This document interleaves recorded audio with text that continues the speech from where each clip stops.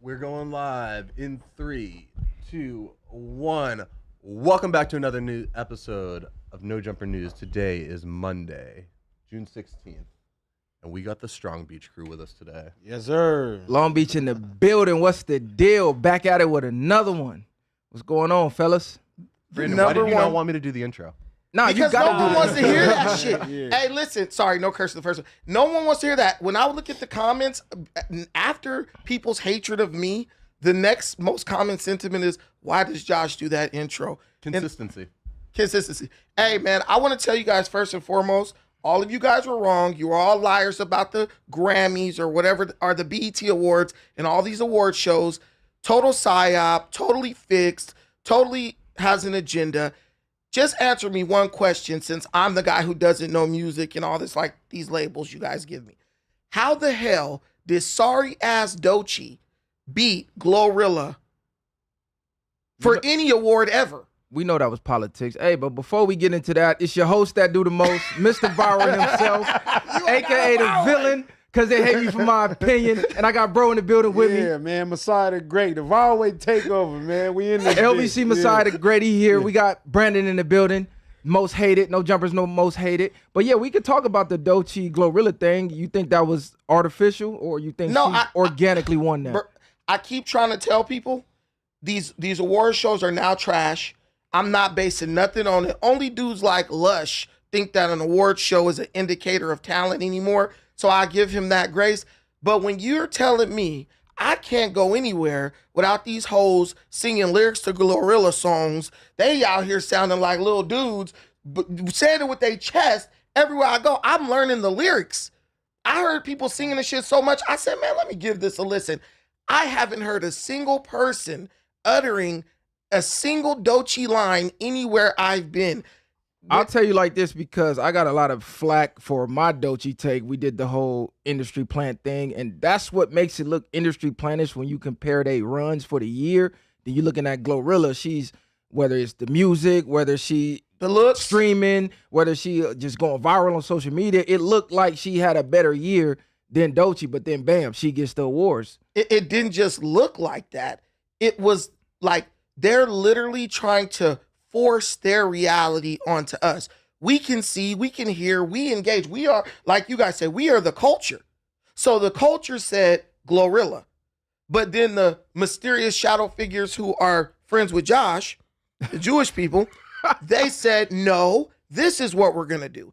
And when I tell you that this shit is coming straight from the top, including but not limited to the nomination of Kamala Harris, these people are basically trying to take this culture that everyone loves so much, and they're basically redefining it. They're attempting to take total control of it and basically force you to adopt or to celebrate whoever they tell you is the person you should be celebrating. What you think about it? No, I think it been that way though. You know, a lot of times we know people that didn't get awards that should have got them. If we go all the way back to 50 Cent days when he never even got when he got nominated for Get Rich or Die Trying, he lost to somebody that we don't even know who's relevant to today. So I think that's a fair point to say, but at the same time, she still had mainstream music far as that other people outside of what we know that listen to it. But I think Glorilla did probably have a stronger run, or she just may be more known to us in a sense. So I think that's the problem. But I want to say the BET Awards was more decent than what I know in more recent years. But you got to remember though, BET got sold. So BET used to be black ownership, right. And then they sold it to Viacom, and now, you know, the tiny hats own it. So you start to see the adjustments in the award show and the differences back from when we owned it and how it was ran to when they owned it and how it was ran. And you already know they be buying these awards too. Nah, that's facts. But even when we owned it, I thought a lot of them BET Awards was still bullshit for the most part. But like I said, it was more nostalgic. So I think that was a little different. They brought a lot of the Snoop Icon Awards and everybody else. So I think it was kind of good outside of things like that. Like, cause I think Kendrick won, a few other people that deserved the awards, they got them. So, but bro, have you rolled past anybody's car and they bumping Doechii? Nah, we know that. We know that. Like I'm gonna call her Doechii from now on. The only time you hear that if you play in the radio. Ain't nobody. I really didn't know about her too much until we had that topic. You know what I'm saying about it. So that's what they saying though. They saying by you seeing her being plastered everywhere, that's not necessarily industry planish, it's good promo. But then when you look up the definition of what an industry plan is, all the dots are dotting off on her whole run. The only difference I see in these two artists, one is extremely way more talented than the other. Glorilla just got it, everything. Way more talent. So you think she's more lyrically more talented? 1,000% more talented, more appeal, all that. Doechii comes off. You remember that nerdy? You know when you were in you remember you were in high school and there were like several different kids who wanted to be rappers, and there was like this one kid like, bro, probably could do it. You know what I'm saying? Bro got the swag, bro got the skills. Then there was like that other like nerdy kid who also rapped, but no one really knew because he only did it in his basement. And then you hear something that he produces, and you're like, I see why you only produce in your house because you suck. That's Doechii. Doechii is Kevin Hart. I'm gonna say this: she actually has lyrical ability. She actually can rap and make music. I think what you see is more. What's her name? Glorilla is more likable in a sense. Glorilla is her personality, her bigger than life spirit is what resonates more. She's out more. You see her more online and doing stuff like that. I think that stands out more. And then you have these allegations of Doechii with certain takes and things like that. So she's less likable to more people. Yeah, she does have a lyrical ability. She can make music. But but I think if she would have never said that heterosexual man take about heterosexual men being a red flag, I don't think she gets this much flack for winning these awards and all of the looks she's getting. Then on top of that, when she did her speech, she kind of rubbed a lot of people the wrong way because she went on to say, she talked about the Hispanic struggle going on with the ICE raids or whatever. Then she talked about the struggles of, black people and our history in the country. Then she threw in and mixed in the LGBT community with that struggle, comparing it to those two struggles. And it's two totally different struggles. So that rubbed people the wrong way because they often try to tie in the LGBT thing with racism. And it's like, no, we can't wake up and change the color of our skin. You can hide being LGBT. So a lot of people like, she keep throwing off these agendas and making it look like somebody's telling her to say these things. Well, the thing is, first of all, she doesn't really seem intelligent enough to like really have a good comprehension of any of this. You say she has lyrical ability. As a person who, I'm not the most experienced person with rap, but I can tell when someone's writing for someone versus when someone is, maybe getting help with their lyrics, but it's something. How do you know the difference? Because Doechii doesn't sound like any of what she's rapping is actually from her own brain. At least Glorilla, if she's talking about being an absolute slut, we know most women are sluts, so that's coming from somewhere in there. Right. It's authentic. That's the word. Glorilla is authentic. Doechii is manufactured. Even when it comes to their bodies, Glorilla has a little body. She didn't go get surgery like that. She went to the gym and worked on her figure to get something nice. Doechii literally got surgery to look regular, to look average. There's just nothing real about this chick. Even when she's, giving her speech, she didn't even write that speech. If I got Doechii on this couch right here, right now, and really started asking her about the nuances of the different situations that she mentioned in that speech, she's like LeBron James with the book he's never read, but he's carrying it around. She's literally. Shout out to LeBron. No, screw you, LeBron. Shout out to LeBron. We don't like. I don't like you. Hey, that nigga went through a whole season on page 1. Retire, LeBron. But do you think your favorite president, Donald Trump, write all his speeches? No, he's a president. Yeah, I'm just saying though. So is that really to conflict her because they want her to present herself or be a certain way, or you think by her being an artist she has to do all of that? Donald Trump would produce the greatest rap album in the history of everything. Man, Donald Trump, let me listen. Let me tell you why. Let me tell you why. Donald Trump needs speechwriters so he doesn't offend people. He doesn't need speechwriters because he's incapable of preparing a speech. We know he can. He's very successful. And he hangs around people who are very smart. Donald Trump is like, I want to get up there and call motherfuckers out, threaten to bomb people, and go crazy on people on this microphone. They're like, President Trump, you can't do any of that. You just read what's on the teleprompter. He's one of those. Doechii is literally doing it because she can't do it. She can't rap without someone writing. But you gotta look though, bro. She's under a certain machine where they do things a certain way, and it don't matter who you are. They push the button on every single thing that their artists do. I'm talking about the TDE movement. So that would explain the way that she's moving in the industry compared to Glorilla, where we know, she's behind the machine she has a machine behind her as well, but it looks like she has a little more free reign to really be her. Whereas TDE, they don't want nothing slandering the brand, so they literally have their thumb on their artists. They can't move, they can't breathe, they can't do an interview, they can't say hello to the fans, seemingly without TDE pushing the button and giving them that go-ahead. Whereas Glorilla, when you see her dancing around on Twitter or Instagram, or she just saying crazy shit, you like, I fuck with her. She seemed like a homegirl I know from around the way, so it seems a lot more organic. But isn't that what TDE was supposed to be? Weren't they supposed to be creating artists that you could relate to West Coast? Doechii is not West Coast. Doechii is West Coast in the sense of Van Nuys, Beverly Hills adjacent, way up there in Pacific Palisades. She's that black girl who hangs around all white people. That's literally what I get when I listen to her. Even so, to say that, you don't think they can expand? It's a business at the end of the day. If she gonna generate income, that's what they really looking for. There has been no one, in my opinion, who has had this much promotion from the machine and been this, like, with this lack of success, because really the only, like, what has she really done? Her album, ain't nobody really listening to it. You can say people are listening to it, but if I go to 10 women and say, can you name 3 Doechii songs? They can't. I mean, SZA is good. Kendrick is good. We're just going to have to accept that TDE need to drop her ass. They signed a stinker and find somebody else. It's too much talent out here, bro. It's too much talent out here for having to, force us to listen to fake body, fake activists, really speaking in a way that's tone deaf to the plight of our own people, trying to appease a shadowy, whatever it is. I think it's actually a lack of talent out here. Doechii's included. Now, she's definitely being force-fed to the people, and I think that's what's turning a lot of the fans off. It's like, if we gonna rock with it, let us rock with it organically. Don't keep putting it in my face, telling me something is happening that I'm visually seeing not happening. Like, you telling me what I'm looking at is not happening. Bro, people have it, and people keep saying, well, Doechii won a Grammy. Bro, nobody ain't watched the Grammy in years, bro. Like, the Grammys has been discredited for over a decade now. Because why? Shit like this. Like what the BET Awards is becoming. Right. Now, you're supposed to kind of know who's going to win the award, right? If someone had to ask you, who would you give the award to? Both of y'all be like, Glorilla, hands down. She out here. Everybody's rapping her songs. People, TikTok.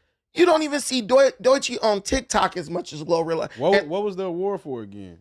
The hottest, best female artist. Female artist.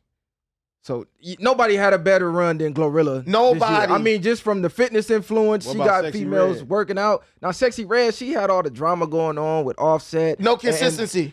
And twerking on boats with Stephen Diggs. She wasn't really known for putting music out this year. Her shit was more so in-house drama, relationship drama. Sexy. Oh, Sexy? Okay, I thought you said Cardi. Yeah. Sexy Red? Yeah, where the fuck did she go? She like low-key fell off the map. Here's the thing. Sexy Red, she is sexy. I love her. But You she like rats, is trying to stay relevant. I like her rats. She's trying to stay relevant. I get it. She's not an extremely talented person. But even Sexy Red has collabs with Glorilla. You know what I'm saying? Like, that to me, I thought was like, okay, this is the next generation of like female rappers. And I wasn't disappointed with that simply because Glorilla, in my opinion, is incredibly talented.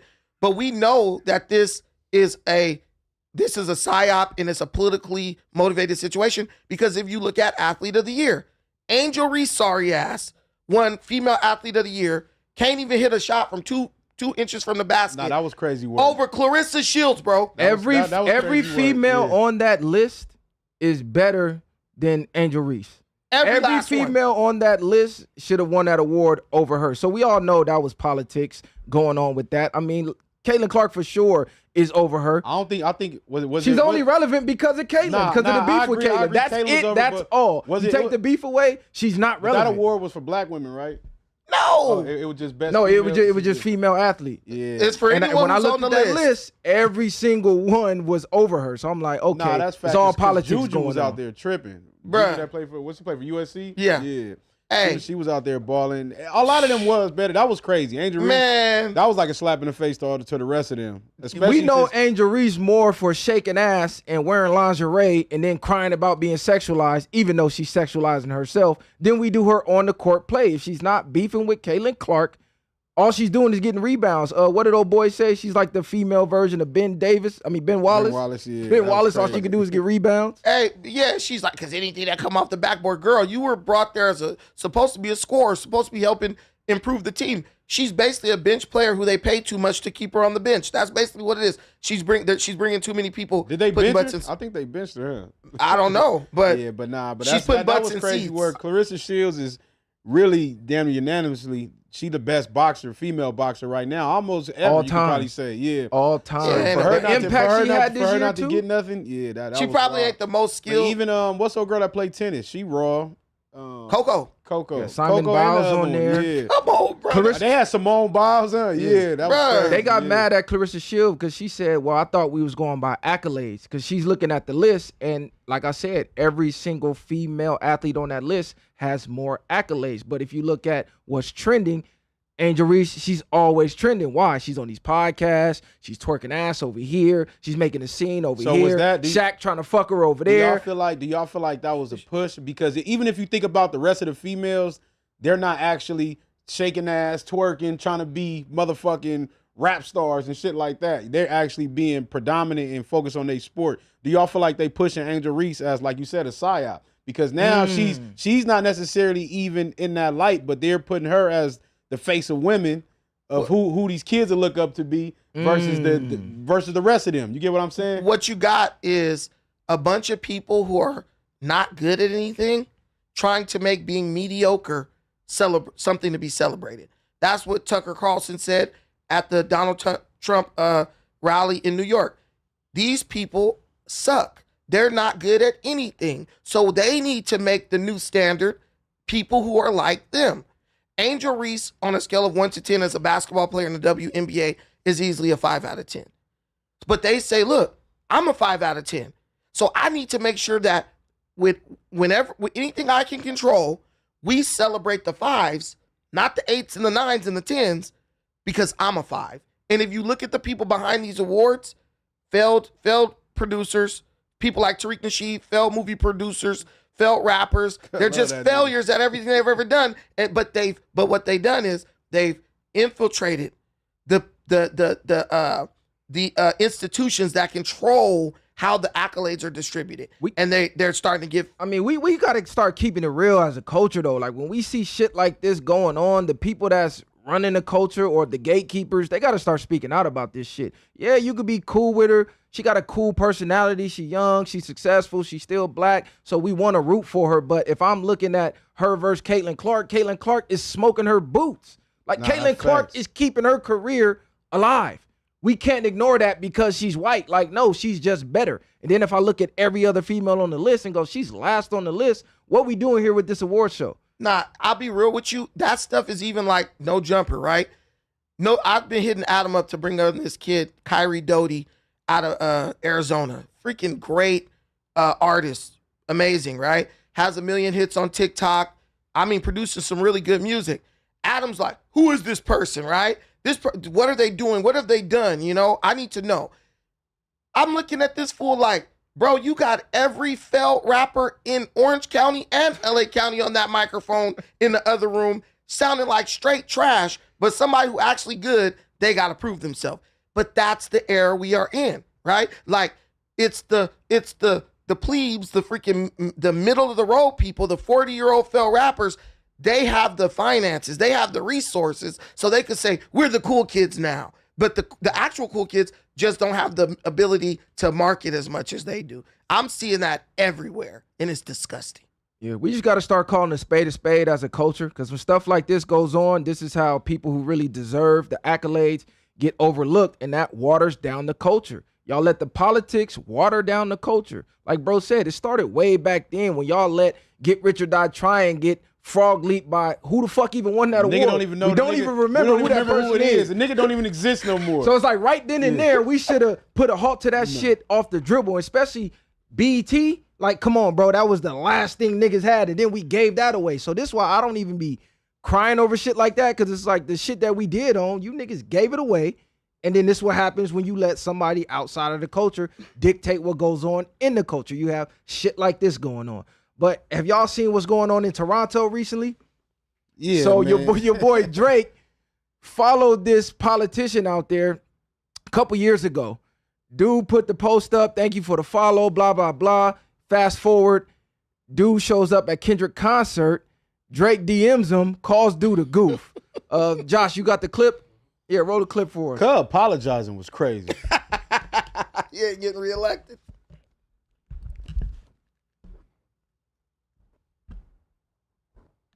Y'all kill me with these damn headphones. Okay, how you pronounce his name? Where's his name at? Because they didn't put it up there in the post. It's on the post. Mowgli.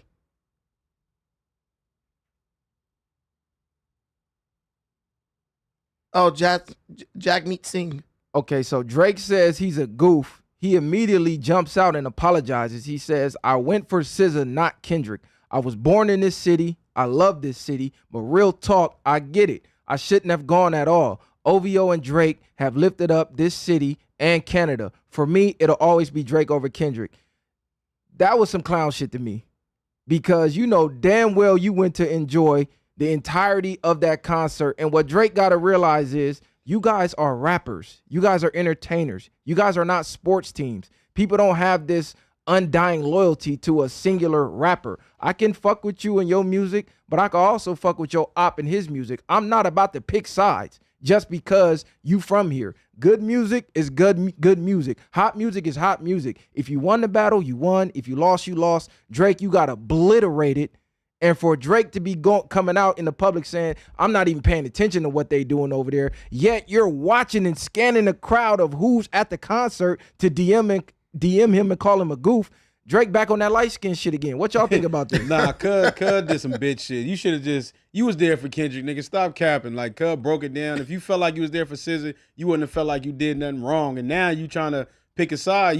Drake said you already picked a side, nigga. You went over there and fucked with Kendrick. But shout out to Kendrick for selling out in Toronto, which they act like he couldn't do. Then they had the nerve to talk about security and shit like he ain't supposed to move like that. So that was wild to me. But this dude, Cuz just wild anyway. It's like Drake ain't fucking with you no more. You already lost that. So Drake, and you didn't even want to fade from Kendrick. Like, leave that shit alone, cuz. Like, go do your music. And that weak-ass song they dropped, people going crazy about, talking about you don't know music, he trying to bring up the nigga flow or something. Like, we gonna get into that in a minute. What you think about dude apologizing to Drake? I think if Drake calls him a goof, then that means every Toronto resident who showed up to the concert is a goof. So I'm gonna call it what it is. Drake's a little bitch. He can't take the fact that somebody from Compton can go to his city, diss him, and still get showed this kind of love. And he really just needs to stay out of politics, and he needs to understand that rap is a meritocracy. What have you done for me lately? Kendrick has entertained everybody. Are all the people who showed up at the Super Bowl goofs too, Drake? You're just mad because you're used to winning. You lost this one, and you need to move on. This what they got to understand, though. He's just looking What you want to say, Josh? I saw that freaking look you tried to give me. I mean, the people at the Super Bowl weren't there to watch the performance. They're there for the Super Bowl, right? See, that was some real white shit to say. A lot of people want to see that performance. But they didn't go to the Super Bowl to see it. I think the majority of people who wanted to see the performance was at home, couldn't afford a ticket to keep it G, to keep it honest. I'm sure there's someone who bought a ticket because But we have to clarify, you do not have to show undying loyalty to a rapper because they're from your region. This is how the game gets watered down. Drake, you've been dropping trash. Kendrick been beating your ass for a year and a half. If after Not Like Us dropped, if Drake would have just shut the fuck up, disappeared for 6 months, locked back in, and popped out the blue with a So Far Gone, he would be all right now. But the fact that he went, sued the damn label, like you sued over a rap beef, like that's gay in itself. Then you kept dropping wax song after wax song after wax song. Then you acting like a bitch all through the media. You going on an unfollow spree. Oh, they fuck with Kid. Like, come on, bro. He dug himself a deeper grave. And this is after you begged the man to drop. Remember, Kendrick was quiet for about almost 2 weeks. And people said, oh, it's over. He begged him to drop. So once he dropped and you get your ass whooped, it's like either you going to drop again or you going to wave the white flag. But a year and a half later, you're DMing grown men, calling him a goof for going to enjoy a record-breaking concert. You're a clown. Now, Drake crazy for acting like he got real smoke anyway. Niggas know cutting out on that type of time. So you holding people accountable when you're not even going to get cracking if you see Kendrick is crazy. what do y'all think Drake can do to bounce back from this? Me, I said either you gonna go the celebrity boxing route, because Kendrick said you ain't never caught 3 fades back to back. So get in there, line it up. But if he lose, his career's over. So I don't think he'll do that either, though. Ain't no coming back. Once he start doing this, I told you, cuz got to wave the flag. He got to become a Kendrick fan. That's it. Like it's over with, cuz. Tell that nigga you bow out, you give up, but Kendrick ain't gonna have no mercy for him anyway. So it's just like he cooked. Go back in the lab and make some music. Go call Wayne. Go look for some hits. What's going on with him and Wayne? He can't call Wayne. He ain't dropping no songs with Weezy, but people don't want to hear that. He can't call Wayne. He fucked Wayne bitch while Wayne was in jail. That's over with. But he got to go back to doing what he was doing. Go jump on niggas' features. Go back to Atlanta like Cud told you. Go back with Thug. Go back with Kylie. Go back with somebody. And then go get back in the booth. Or not. Or just, you made enough money. Fade the black. Nigga, get the fuck on. I think, bro, just like you said, just time to make amends, accept defeat, and say, let's keep it rap. And just try to produce great songs with Party Next Door. There's really he's not gonna win the I'm tougher than you, or I'm gonna sell out more stadiums than you. That's not gonna work right now. I think Drake should just disappear for a little bit, then come back, or just declare Kendrick the winner and then be friends. Can't beat him, join him. The world declared Kendrick the winner, so that goes without saying. But Drake's antics along the way of taking this loss made it worse. Because if you look at it, this may be one of the greatest losses in battle rap history and rap battle history, because before this you had 50 and Ja Rule, where 50 literally ended Ja Rule's career. But Drake, he ain't too far along the lines of going down that path right now, because the song he just dropped is garbage. But Drake still got a cult following, so he can still go do shows. He got enough catalog where people would still go see him, even if it's his old music. So I think he can't necessarily do him like Ja got done, but at the same time, it's just like his that superstar spark he had where you just get a Drake feature. I think that shit is like died out. Oh yeah, that's over with. You could tell when he dropped the album with Party Next Door, and then Kendrick dropped his album, and Kendrick did way more numbers with half the songs. So the Drake effect is essentially over with. But yeah, let's move on, because that Drake shit is crazy. I never thought I'd see the day where Drake is DMing politicians, calling them goofs for going to a concert. Yeah, that's crazy work. But we do got to shout out Kendrick for making history and selling out that arena out there. I don't even think that ever been sold out. So for him to come from Compton and be able to sell out over there where they said he wasn't even allowed. And there's one more narrative I do want to kill off, because I seen DJ Academics post a video of the police escorting Kendrick from the concert, and they tried to make it seem like he was on some police shit or some PC shit because he had security at the concert. What y'all think about that? No, that's why I just said there was nothing wrong with Cub moving with security. If something was to happen to Cub, then they'd say he's stupid. And if he bring a gang members, then they still saying it's a problem. So no matter, it's he moving how he's supposed to. That's why he lasted this long. You see Taylor Swift, you see all the rest of these people, they're moving how you supposed to with security. So I don't see nothing wrong with that. Like, and niggas ain't pulling up like they got an issue with Cub. That's the problem. Like, niggas, Kendrick already called Drake and asked for a fade, and Drake turned it down. So all that shit is irrelevant. I mean, we come from the kamikaze culture. Destroy the enemy while simultaneously destroying yourself. So when Nipsey got killed, first thing they were saying is, why would Nipsey go anywhere without security? And then when you go with security, oh, this dude's a buster, he's a mark because he got security. You can't please these people. Who cares? Kendrick been doing what he's doing for a long time successfully. Other than that, I mean, these people who are losers, never been successful at anything, their opinion doesn't matter. Yeah, you got to realize when you're a major artist like that, you may not even ask for the security. Your label will provide it. And the city of Toronto itself, they see what's going on social media, so they may provide it. But being an artist as big as Kendrick, #1 rapper in hip hop, for anybody to act like, oh, you a snitch or you police for moving with security, they just low IQ. But let's move on to the next topic. Your boy Orlando Brown, he been quiet for a minute.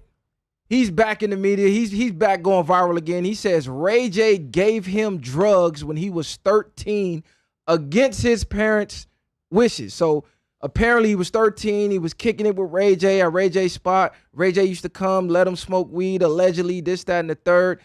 And he calls Ray J the dope man who gave Whitney Houston the drugs that she overdosed on. Josh, go ahead and play the clip for her. Ray J doesn't understand this. He was wrong for letting me come over his house when I was 13 and smoke weed against my mother's permission. Come on, Ray J. You are the dope man.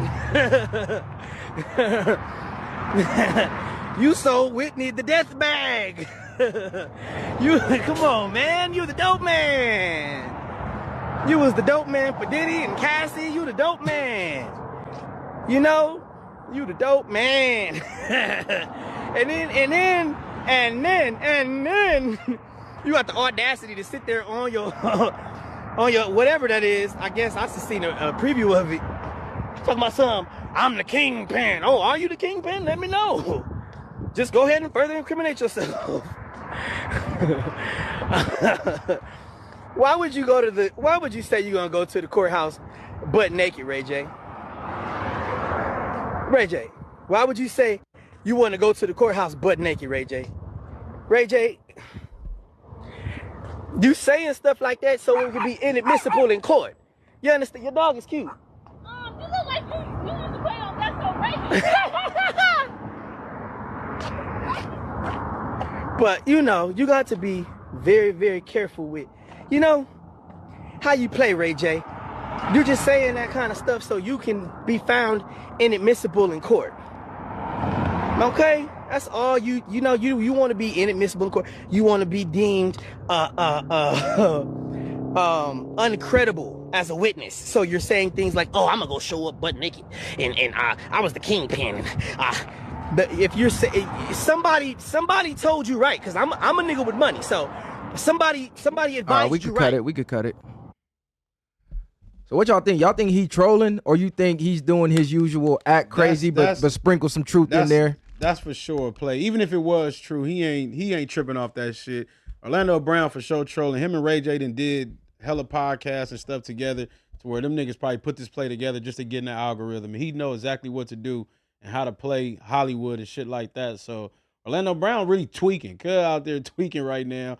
And he know what to do to go viral. And got us talking about him now. I think Cuz is not serious. Like, and if he is, I don't know. He out his brain sometimes. I think he acting. He's a good actor. I think he's underrated. He's smarter than what people think he is. Because, you know, Ray J, he's been on a run right now in the media with Suge Knight. And then he has the whole the gay network thing going on. So Ray J's name has been getting brought up left and right. So Orlando Brown, he been kind of cold lately. So you think he's trying to attach himself to Ray J by just throwing some random shit out there to let the algorithm pick it up?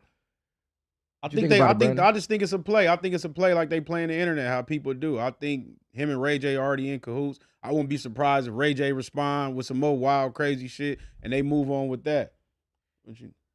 I think we're not going to see that chain on Orlando Brown neck ever again if it's real. He probably going to cluck that off. Nah, honestly, this guy, I just can't believe nothing that he says, man. He's desperate for attention. He says he's a dude with money. I don't know his net worth, but I haven't seen him do anything that's really relevant for a while. Maybe he's still getting Disney checks.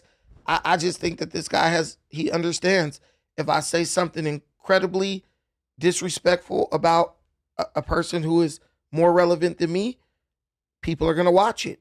And he's just a product of this new culture. He better be careful. I don't know if y'all remember when Ray J got into it with Fabulous and he said he got them booty warriors. He might want to chill. Ray J said he got some LGBT goons who don't mind putting in work. So that would explain him having the LGBT network on top of that. But Orlando Brown, it's like you never could tell with him because he'll say some real shit and then he'll go off the wall on some other shit. So you could never tell when he's serious or when he's trolling for the algorithm. But what is the relevance of bringing up Ray J letting you smoke weed at his crib when he was 13? To me, this seemed like some clout chaser shit. And like you said, this might be a play where Ray J told him, hey, throw this out there. We going to have an interview and we both will hash it out. You just never know with this Hollywood shit. If you're saying it was against your mother's wishes, to me, that's a you problem, right? Your mom told you don't go. You found a way to get over there. So at that point, I look at you like you just as bad as Ray J. Because clearly you were a very smart young man. You've been in the game since you was 8, 7 years old. You, Orlando, and this is confirmed by your drug use, you gravitate towards things that are negative and bad. Nah, he for sure tweaking. So- Cud doing hella dope. He off that pink He shit. out there messing around. He off that pink He off cocaine. that pink shit for sure. Nah, but it's for him to allege that Ray J gave Whitney the drugs that made her overdose. That's kind of a wild claim if you trolling. It's like, when does trolling go too far? Because she been on drugs way before Ray J. I didn't even believe when her and Ray J was even together. I'm like, okay, this got to be a play before plays was a play. You think there's any validity to that? Even if it is, she rest in peace. So it ain't really nothing that could be done with that. So Cud just tweaking. He out here trolling, saying the wildest shit he can say. God, his brain, Cud. Topics back up. Hey, Ray J is proof that Cali niggas got motion, because bro be getting into spaces that I would have never imagined. Like, how did this nigga get Whitney, bro? Like, what? Kardashian. Like, you really be like, every time you think Ray J's done, he come out with either a bad bitch or a song that you just can't stop listening to. I'm never going to tolerate no Ray J disrespect. Nah, but you got to remember, he made the Kardashians, though. We didn't That's know what I'm shit saying. about no Kardashian to the sex tape. That's what I'm saying. He's definitely a driver of the culture. Bro, like Daniel Day-Lewis right now of the music industry. Bro just pop out every couple of years with something hot and then go back into hiding fucking bad bitches. Okay, so we got some more Diddy news going on. You know, the Diddy trial, it been kind of silent ever since some of the information has came out about these freak offs and people being volunteers to take part in the freak offs. So recently, Diddy attorneys, man, what's going on? Diddy attorney wrote a letter to the judge to notify him that if he proceeds with the dismissal of one of the only 2 black men on the jury, they will file a request for immediate mistrial. Prosecutor wants the jury to dismiss weeks into the trial because I guess one of the black dudes lied about where he lives during the jury selection process. What y'all think about this? Yeah, could we pull up the article? So it's only 2 black people on the trial. They want one removed because he lied about his residence. What y'all think about this? We know already how this shit go. We know that they don't want you to have nobody of your peers on that jury stand. If they feel like Diddy got any chance of getting off, they feel like anybody of his peers is going to help him get up out of there. So by trying to get rid of 2 black people and leave one, but it only take one anyway. So they on some bullshit right now. That's why they not showing this whole case like they did Thug shit. They don't really want to see how crooked a lot of that stuff be in them courtrooms. But I just think it's bullshit. How can you get rid of them after you already, once you select a jury or they do that, you're not even supposed to be able to get rid of them no more. So that's probably something in itself. But I don't really see, I don't know. Okay, so it says Combs' defense team has responded to Judge, I don't even know how to say his name, Submarian ruling of dismissing juror number 6. At this point, I take juror 6 will be in court tomorrow morning. So confused because I thought Submarian, the judge, stated he was not to come on Monday. So it sounds like they're trying to get the only 2 black people on the juror off the juror by any way they can, because what relevance does him lying about his residence have to do with him finding Diddy guilty or not? The issue is you can have homes in different places. You can have an apartment here, a house here, wherever. This was something that should have been worked out in the pretrial. It wasn't. Now it stinks to high heaven of corruption. It looks like a weaponization of the justice system against Diddy because maybe someone doesn't like him.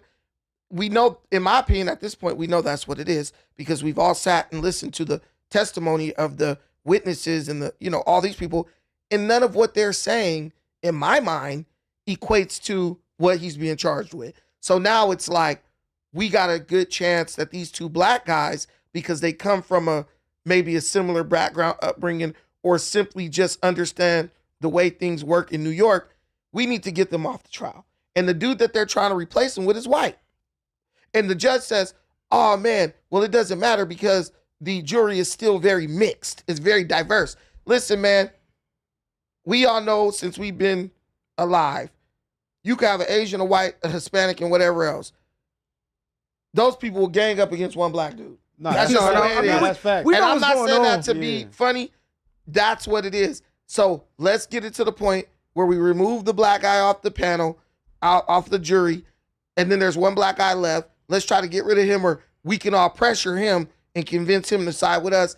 This just looks rigged to high heaven, and everyone who sees it knows it, but who will say anything? Yeah, they might be afraid. Hey, Hispanic people saying we black and brown. This is where we need y'all. They afraid that Diddy might beat this shit, and now they trying to find any way to cook his ass. That's all it is. It's like you said, it's easier to sway more of them. You might just them might being black might find Diddy not guilty, and he only need one not guilty to get a hung jury. So I think that's the biggest thing. So my only thing with this is when are they gonna start revealing the criminal evidence against Diddy? Because all we done seen and heard about is a bunch of fucking freak-offs. Cub being a fucking super freak. That's literally all we've heard of is him being a fucking freak. I have not seen anything that shows he should have been charged with a RICO. Like they keep saying, he was charged with a FRICO. So now it looks like they're trying to finesse any way they can to get a conviction, because you got to realize all the rumors, all the documentaries, all the social media posts, everybody on that juror is seeing the same things we're seeing. So they're automatically going into the trial with their mind kind of swayed that, Diddy might be guilty. But they looking at the two black guys like, man, he might got some leeway with them. Let's get them the fuck up out of here. And all these idiots talking about sex trafficking and all this other shit. We ain't seen no evidence of that yet. Only thing y'all see is Cub being a super freak and being a weirdo. Like I said before, y'all all been to these weirdo freak parties with Diddy. Y'all voluntarily went, and that's just what's going on. Cuz just his sexual appetite is insane, really, at this point. Hey, when I was Cuz is wild. Cuz all that Take That, they thought it was games, and now they mad because he got tapes on. Take That had a real meaning to it. That wasn't just an ad lib, nigga. He wasn't now playing. Seeing all these videos of Cuz coming out, he in bathrooms with niggas. They just had one with Cuz, him and DJ Khaled in his drawers wiping his mouth like this nigga's sick. You talking about the AI video? Yeah, that was AI. Crazy. You know that was AI. I didn't know play shit, with Diddy nigga. like that. I don't cuz. know that because I seen Cub with French in there. They had Cub with all type of people. So I don't know. The anything is if he's guilty for fucking a lot. That's what I've seen. I haven't seen no kid shit. I haven't seen no sex trafficking unless he got money and you flying people out. Other than that, even the people that was actually involved of fucking the girls he was with said they didn't really see nothing going on besides that. So, yeah, because you see the dude, the one sex worker, he been going on an interview run. I just seen him on Vlad. Name? The Punisher or something? Yeah. He's an abuser. Yeah. No. Hey, that's what somebody in the comments said. Listen, bro, we all been to ditch parties and stuff in high school. You see stuff, crazy stuff at those type of parties. So we've all been involved in something that if people knew about it, they looked at it from an outside view, they would say, oh, that's bad or that's not good. But if everyone can judge something that they've never done or been a part of. I get that. Here's my thing. Diddy is a person who is rich. So he has the money to pay to appease his sexual appetite. If he does that, I can't convict him and say he's guilty for doing that. This is nothing more than weaponization of the legal system. When you look into the details, because I read up on this, they said he casually told a court clerk that he lives in New Jersey, but he said he lives in Brooklyn. Here's my thing. Bro could have been trying to get some ass or something. I also got a house in Brooklyn and Miami. Then that court clerk went back, ran to the judge, gave him that information. Now this is casually, so in passing, they might be eating together in the lunchroom, whatever. At this point, it looks like the whole city of New York, all the radical liberal freaks and bums, they have it out for Diddy and anyone else who's rich. It's a part of that eat the rich thing. No, and he's going to be guilty no matter what he does. We know the real reason. It was for them deals that Diddy broke off with. They was mad, didn't want to do them alcohol deals and stuff like that and chose to go his own route. So they pushed the button on his ass. That's all they doing is making an example out of him. These was grown, willing participants going to these freak-offs, and they keep talking about these victims and shit. Like, other than that, I don't understand if he ain't grape nobody or do nothing against their will, and they can say all this, you ain't no victim for 10 years. You ain't been no victim. He had the money, like you said. He brought the drugs and the party and everything else, and people was willingly going. Epstein had a whole island, and they didn't give no fucks about it. Y'all wasn't this mad about that? Niggas is mad at Diddy, but this nigga had a whole freak-off island. Nigga, you flying in that motherfucker. still won't release the They ain't mad about that. Well, they said they're not releasing it because your boy is on the list. Nah, who cares? Or your man. Elon Musk said your boy Trump is on that list. Hey, listen, there's a lot of people that's going to be on the list, and if he's on the list, let's investigate him too. My thing is this with Trump, he's been more investigated than any person on the planet for the past 12 years. You probably ain't going to find nothing. They're not releasing the list because a bunch of the people who are behind stuff like the weaponization of the legal system against Diddy are on that list. And the minute they're exposed, they lose all credibility and people start looking at everything they touch Did as you trash. see Kanye pulled up to the trial, but he left after like 10 minutes. He thought it was a freak off. Is this the right address? So he pulled up to the trial. After 10 minutes, he leaves, but he seems upset when he leaves. So people was speculating that he heard some shit going on inside the trial that, you know, he wasn't really feeling. What y'all think he heard to make him leave within 10 minutes? I think Kanye just had better shit to do. He showed face, I guess, to show support or just to get some attention. Because let's not act like we don't know who we're dealing with here. These are artists. They crave attention. Anything that'll get their name and face in the paper, that's money for them. Whenever their name is trending, that's money for them. They get a deal almost every time their name trends. And so Kanye was getting his little piece. And you're going to probably see more people, but it's closing out, they say. You think Kanye don't feel like what they started doing with Diddy in this sense right now, they done to him? Because, you know, Kanye been blackballed in every way. They canceled him and stuff like that. So you don't think he's empathizing now, like seeing somebody else go through a lot of things he went through besides the sex allegations? He probably feel like he been blackballed the way everybody said fuck Diddy. I think Kim K, I think Diddy introduced him to Kim K. And I also think back when he was with Rockefeller, he was like doing a lot of like shadowing of Diddy, like being like being his protege, so to speak. So I think there is a relationship there. But I think Ye is like, dude, I'll show up for a few minutes, take a little drama off of you for a day or two. Because that's at this point, that's all I could see it being is deflection. I think Kanye think Diddy got some action at beating this, because if you're just looking at the criminal charges, it looks as if he has action at beating it, and Kanye is trying to physically show face to show Diddy, hey, I'm supporting you, man. Don't come to my house with no Molotov cocktail throwing it through my porch or busting in my house and locking my motherfucking dog up on no Kid Cudi shit. But I just find it wild how everybody who was at this party willingly at all of these parties, having a ball, doing the pink cocaine, drinking up the Ciroc, fucking the bitches, ain't none of them, not one speaking out for Diddy now that he's on trial. But every single one of them was going to every single party. That shit is crazy to me. I don't understand it. I think you had like the Stevie J's and stuff like that. And even Bow Wow said he missed the Diddy party. So Bow Wow fiending for another party.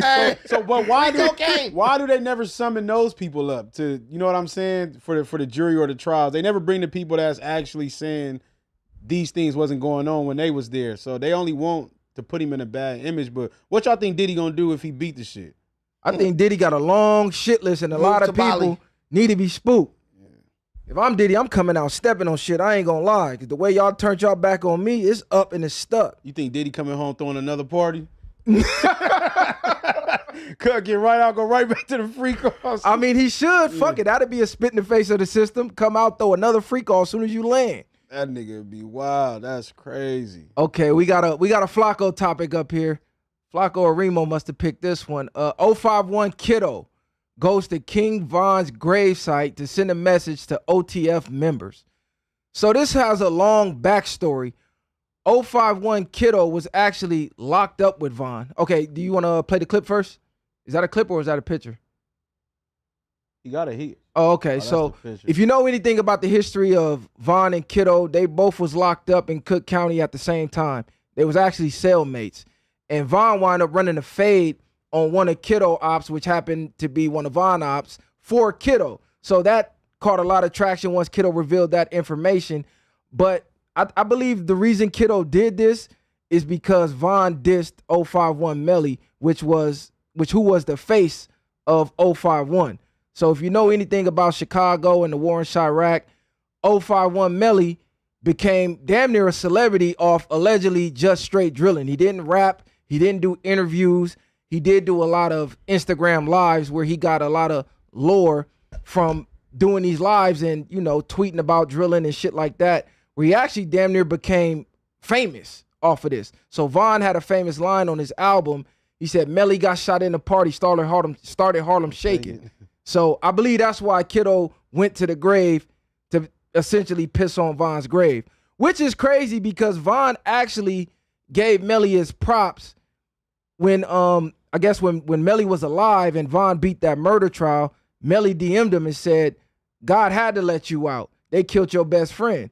So he was low-key congratulating Von for beating the trial because his best friend T. Roy got killed while Von was in jail. And Melly reached out like, man, God had to let you out because you got to get your get back. You can't go do life and your best friend just got killed. He got to give you action and some get back. So Von was like, man, that's some real ass shit for a bitch ass op to say, but that's some real shit.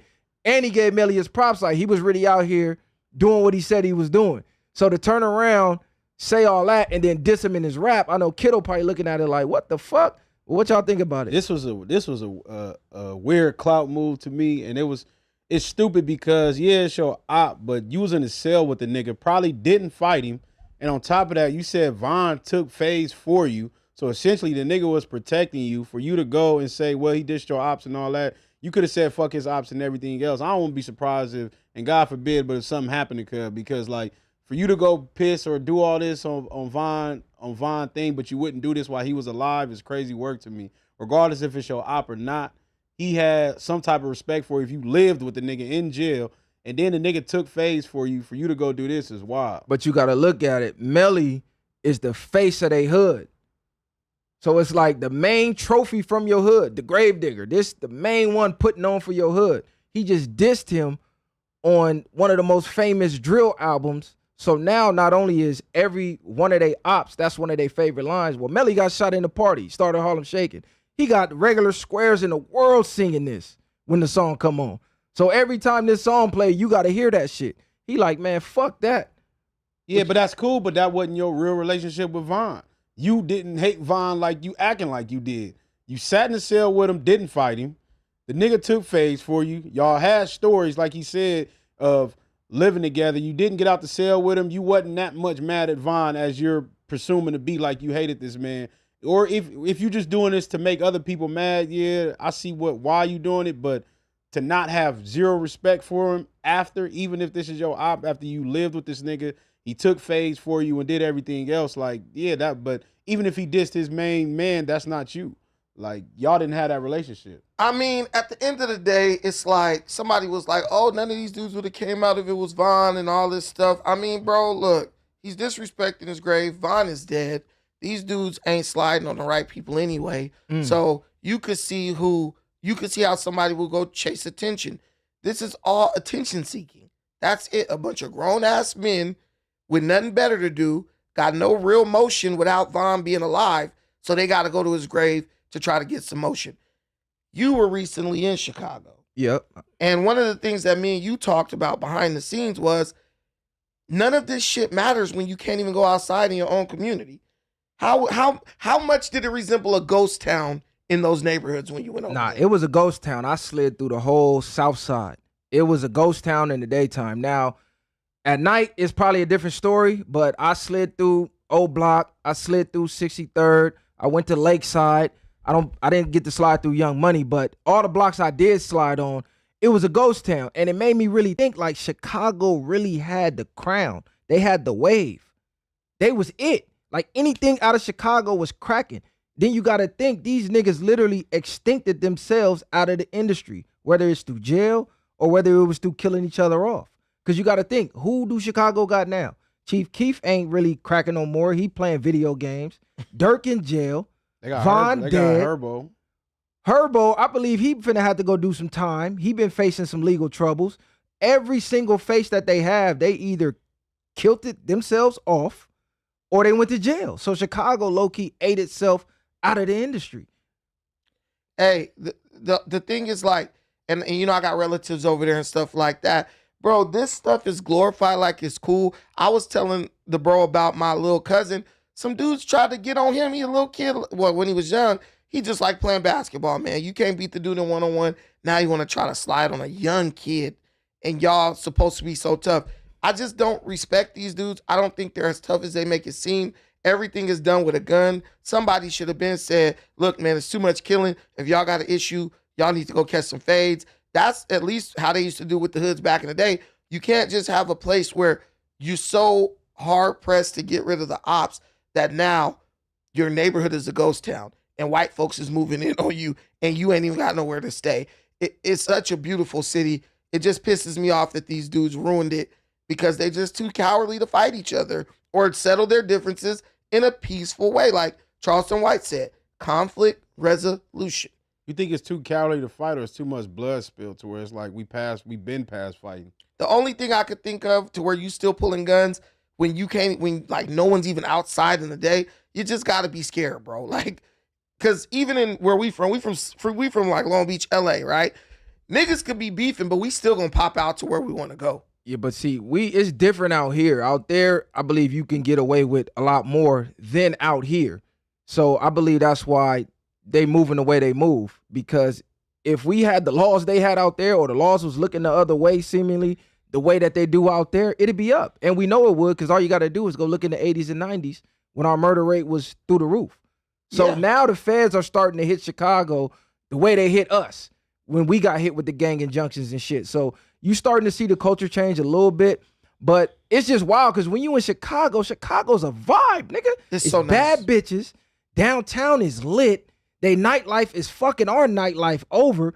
So you out there, you like, why these niggas mad? Nigga, your city is lit. I think it's always different. The same way people think it's palm trees and everything else out here, and why is niggas gang banging. So it's always different when you go somewhere else. But I think to what you was just saying, a lot of times you get to a point where they develop a mentality. It's like you fight, you whoop a nigga, he's still gonna try to come back and kill you anyway. So they just skip past the fighting and just go straight to shooting. No, but like you said, man, Chicago is that's probably the only city I would move to other than this LA. It's so beautiful. Food is amazing. But you already got part of the year where you can't go outside because it gets so damn cold. Now you at the point where it's summertime shy and y'all can't even go outside of your own neighborhood. Like, I just want people to see there's only one place this stuff can go. And at the end of the day, you're making yourself extinct. Is pissing on your op's grave going too far? Or is it no, all is fair in love and warfare? Did he piss on it? That he claimed he pissed on it. He said, you don't want me to release the video. Way too far. But he is trying to rap. He did just get out of jail. And you know, in Chicago, the quickest way to the top is to release a diss or do something disrespectful to your op. What's too far when they already manning down niggas? It's like, what if you ain't no further than that? What's further? Like, the nigga ain't gonna feel that. You pissing on a nigga grave ain't essentially doing nothing but making other people mad. Like, if they ignored it, you wouldn't get no clout from it. There's something called justifiable killing, right? Like somebody kill your brother and you go kill him. Might not be legal, but it's justified. There's no justification for what he's doing. And it's really disgusting that there are actually fans to where something like that would make them more eager to go listen to that person's music. Because you do some shit like that, I lost all respect for you. I ain't supporting that. Because if you really think about it, like you think about the wars that was going on in the 80s and early 90s, you hear stories of dudes going to go dig up their ops and putting them on their parents' front doorstep and shit like that. You lying. Yeah, that's crazy. What? Hey, What? dead homies on Jesus Christ. I'll send you the clip. Niggas done interviews talking about this type of shit was going on. I believe that story came out of St. Louis, though. So the same niggas homies that's scared of a job application to go exhume a body, dig that bitch up just to pull him out, man. On the set, that's all I'm saying. This So shit when you for think about attention shit at like this that, point. You gotta be it's like how far is too far? Once the body drop, it's like all bets is off, nigga. You're not finna tell me I'm going too far. This nigga just diss my mans to the world, nigga. Fuck all that. That's pure, like stuff like that is pure clout digging chasing. a nigga up, you gotta be an idiot. You Like, gotta doing be. all that. I hope you get an infection and die from it. Like, bro, yeah, it's this internet and it has created some monsters, bro. Yeah, see somebody in the chat. They said I seen that tape. I know I'm not tripping. I believe that was out of St. Louis where they told that story. Nah, they was quoting Minister Society on your ass. All I'm saying is, once a body drop, you can't tell nobody how far is too far. But that's why in Cali, we really don't diss niggas' dad's homies once they die. Because it's like once you get taken out the game, essentially in that game, mission accomplished. There's no point to keep dissing a nigga. You already got the W. You already got the victory. So that's what keep a lot of that shit going on. Sick. But damn, who picking these topics? Man, I know this is God, Scott, hey, this loser ass. I'm going to just let everybody know, in the chat know we not picking these motherfucking topics. But anyways, Dave Blunt's recently dissed 50 Cent. Can you play that clip for us? Because I ain't even hear the song. I did see I did see it on Instagram though. Oh, this nigga? Yeah, Dave Blunt, girl. Like, what do you got going on? Nigga got shot in this shit. What the fuck is that pussy worth Teflon? Ran out my money and cut off my bitch. Now I'm balling on niggas like Draymond. Tried to say the bitch with my cape on, but all she wanna do is suck dick. She be giving top to like mini man. I can't fall off like 50 Cent. I can't fall off like Curtis Jackson. She gon' eat me up. She gon' keep stacking. I keep taking these mushrooms. I just can't stop getting high. I don't give a fuck with nobody. With a gay bitch. I just pray to God she turn by. I wake up in the AM and the first thing I do is count karma. These bitch niggas love to sneak this, but I swear to God they don't want drama. And I pissed off my main bitch, so she just like 50's baby mama, just like 50's BM. Got your main bitch. Hey, hold on. Pause there. I'm not gonna lie, Cub was just gassing low key on the set. That's crazy. I didn't know Dave Blunt was coming like that. I didn't know Dave Blunt was stepping like that. This is the nigga that was sitting on stage with a damn oxygen tank talking about he wanted to jump in the crowd. Cuz gonna kill like 10 people. Oxygen. Hey, shout out to Dave Blunt. Oxygen tank. That nigga was in the hospital not even 2 weeks ago. Adam did an interview with him. I mean, bro, like I said, clout chasing, trying to stay relevant, trying to throw some shit out there to get a reaction.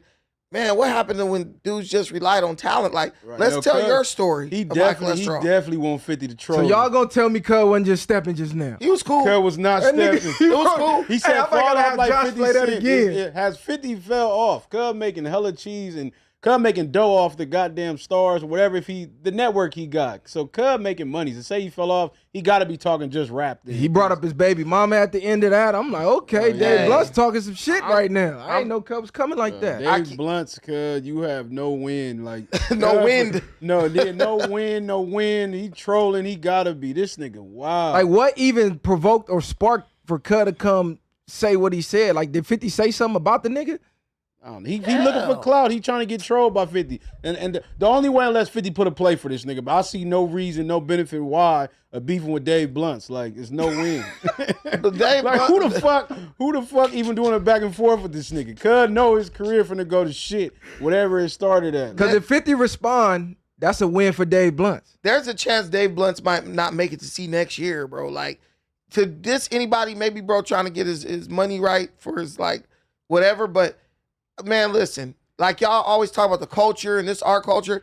I keep telling y'all that shit is cap, nigga. Like, the culture has been hijacked. Nah, this is the culture. This how 50 got on. 50 got on dissing niggas. But 50 got on had dissing niggas. talent.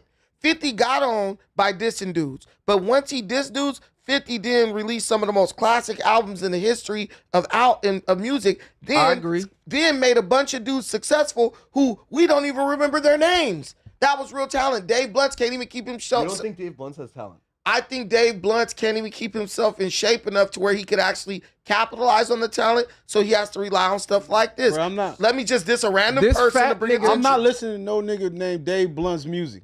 You slapping cuz shit, Josh? Dude, his shit's pretty good.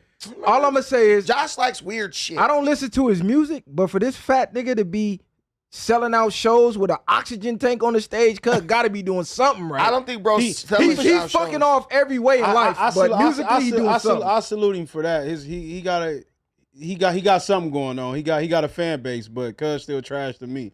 I don't give a damn. Cuz just made up some bullshit. You got the nerve to talk about Cuz was gassing. This nigga crazy. Nah, because I had low expectations of it. But run that back, Josh. Let me hear that one more time, man. Fuck that. I heard that nigga got shot in this shit. What the fuck is that pussy worth Teflon? Ran out my money and cut off my bitch. Now I'm balling on niggas like Draymond. Tried to say the bitch with my cape on, but all she wanna do is suck dick. She be giving top to like mini man. I can't fall off like 50 Cent. I can't fall off like Curtis Jackson. She gon' eat me up, she gon' keep stacking. I keep taking these mushrooms, I just can't stop getting high. And I fell in love with a gay bitch, I just pray to God she turn by. I wake up in the AM and the first thing I do is count karma. These bitch niggas love to sneak this, but I swear to God they don't want drama. And I pissed off my main bitch, so she just like 50's baby mama, just like 50's bitch. Man, Cuz was low-key cold. Cuz said he got shot. He got shot in his shit. I don't know why that pussy nigga didn't have Teflon. Dave Blunt's talking crazy. I tried to 50 would slap this nigga to sleep. He probably into a coma. Dave Blunt was talking crazy to that nigga, man. Sleep apnea and probably narcolepsy. He's so big. 50 ain't got slapped him to sleep. But I mean, if y'all think that shit is bars, I mean, we just different. But no, don't say y'all. Oh, you talking about you must be this talking to nigga the right chat. here. No, because Oh, you crazy. Bro said I try to save her with my cape on, but she wants to suck up many men. Like, that shit was bullshit. I'm that thinking nigga of how the trash. new generation, that's they sound. Like, that's The they, new generation vibe. is The obsessed Gen with... Zs, when you turn on TikTok, that's the shit they playing. Bro, The that's new- pure garbage. That shit is like this. I could take one little 10-minute clip from that song and put it on TikTok. But we already talked about how the new generation has been programmed to celebrate mediocrity. That shit had no musical value at all. You know, And you Josh, with that sound receding like hairline, old- you should sound be like ashamed of old- yourself. You sound like old man yelling at clouds. No. when you feel like this, and not like receptive at all to the fact that music might have changed past your taste. That's a and lie. You can't recognize the value. That's a lie, because I understand that Kendrick Lamar is a great artist. Drake is a great artist. I talked about Glorilla being a great artist. You are just a liar, because that is trash what he just spit, and I know that there's way better out there. Do you think 50 Dave gonna be Blunt- offended by that? Dave- or do you think he gonna laugh at that when he hear it? Dave Definitely Blunt's laughing appearance, at that. Because if I'm 50, I'm laughing my ass off. I might even post it on my Instagram. 50 gonna laugh, but what I'm telling you is Dave Blunt's appeals to people who never accomplished anything, never played a sport, never had a bad bitch, none of that. They relate to him. Oh, if he can make it, maybe I can make it. It's called industry plant. Probably. I believe so. Well, you got to think they pushing obesity on America. I'm seeing fat mannequins now. That was the crazy Man. word. So it's like they pushing obesity to be the norm. Let's get the Dave fattest Blunt's fucking is rapper in the Lizzo. world being the #1 rapper. Like, come on, man. Dave Blunt is a less talented Lizzo. That's exactly what he is. Body positivity. He's willing to say offensive stuff because nobody wants to do anything to him because he's already got one foot in the grave. Man, this is bullshit. Now, men don't get the body positivity lane. We can't run with that one. If you fat as a dude, you just a fat ass guy. Bro up here talking about you got Women, like they kidney get a failure or pass. some crazy shit like that. Or what did he say, Josh, when he interviewed with Adam? He has like congestive heart failure Okay, or look. something. That's cool? Yeah. Okay, let's celebrate it. let's discuss some real hip hop for a second, because I see Joe Budden back in the timeline with Saigon. So if you know anything about Joe Budden and Saigon, they had about a 15-year-old beef back in the days where Joe Budden had a famous line on a freestyle. He said, as soon as my wife gone, they jump on the python. They don't know I'm out to hit and run like Saigon. So if you don't know what the hit and run line is in reference to, Saigon had a beef with Mobb Deep, specifically Prodigy. And somehow he ended up in the same spot on the same stage with Mobb Deep and like 50 of their homies. Him and Prodigy have words on the stage. Saigon get off. Boom. Fire off on Prodigy. Then he run off stage and run out the building. Bam. So Joe Budden uses that in a freestyle. Saigon hear that. He released a diss song. Boom. Joe Budden come back with a diss song. But in Saigon's diss song, he brings up Joe Budden's son, Trey Buttons. He tells Joe Budden infamously, hey, buy your son a basketball before you find a little nigga sucking dick in a bathroom stall. So I guess Joe Budden's son heard the shit. And he came to Joe Budden crying like, man, they fucked him up, blah, blah, blah. Kids calling him gay, whatever the case. Joe Budden come back with a freestyle. And that's where that beef left off at. Now, fast forward a couple years, they squash it. I believe they even did a song. So the beef was pretty much a wrap. Fast forward till now, Joe Budden's podcast recently brought Saigon back up because I guess they was talking about, you know, what rap beefs do you feel like you won and you got your opponent out of there? He brought Saigon up like, yeah, I got Saigon out of here. He my son now. Saigon see that. He come back out with an interview saying, hey, check this out, Joe. You don't rap no more and I don't podcast. So we can't go track for track and I'm not coming on the podcast to out debate you. So let's meet in the middle. Let's do the celebrity boxing thing. Nice. We could fight. And he said, matter of fact, I'll beat up everybody on your show and then I'll fight you. They're like, Especially damn. Mark Lamont Hill.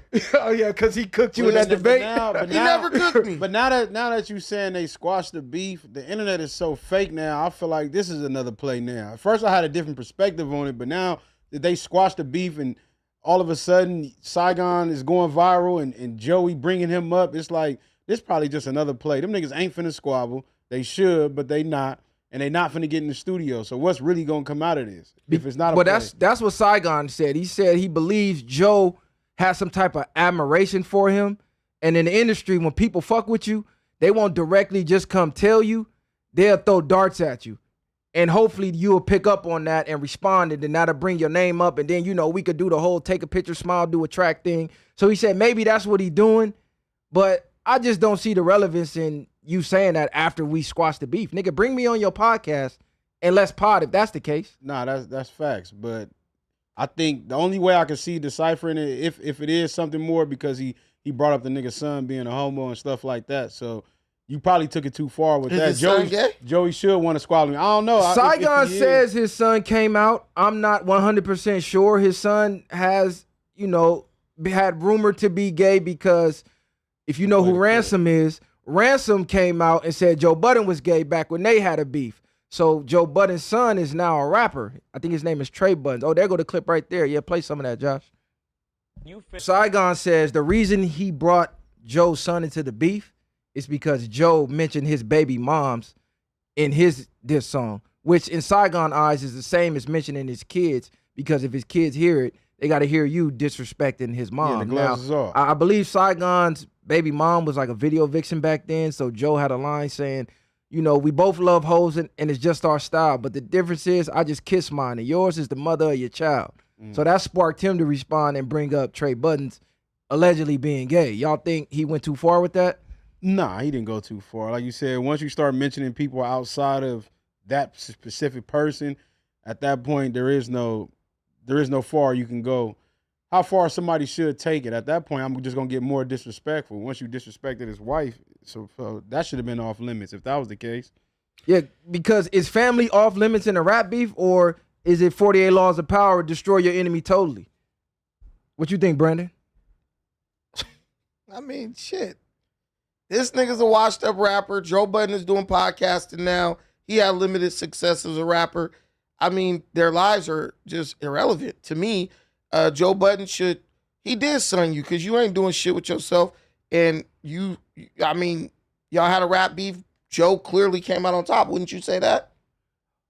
In the beef, if I'm just going I off never the even heard songs, of this dude. So in my mind, Joe Budden. well, Saigon was a huge mixtape rapper back in the day. He signed to Just Blaze. He was supposed to be one of the next ones to blow, but he said he didn't take off because he entered the game with integrity and morals and principles, and the game is lawless. All these rappers are trash. All of them. Now, Saigon is hot. Saigon is actually hard. Let me say this. They allowed their culture, their genre of music to be taken over by people like Doechii, gay rappers, people who are just out here doing anything for $1, right?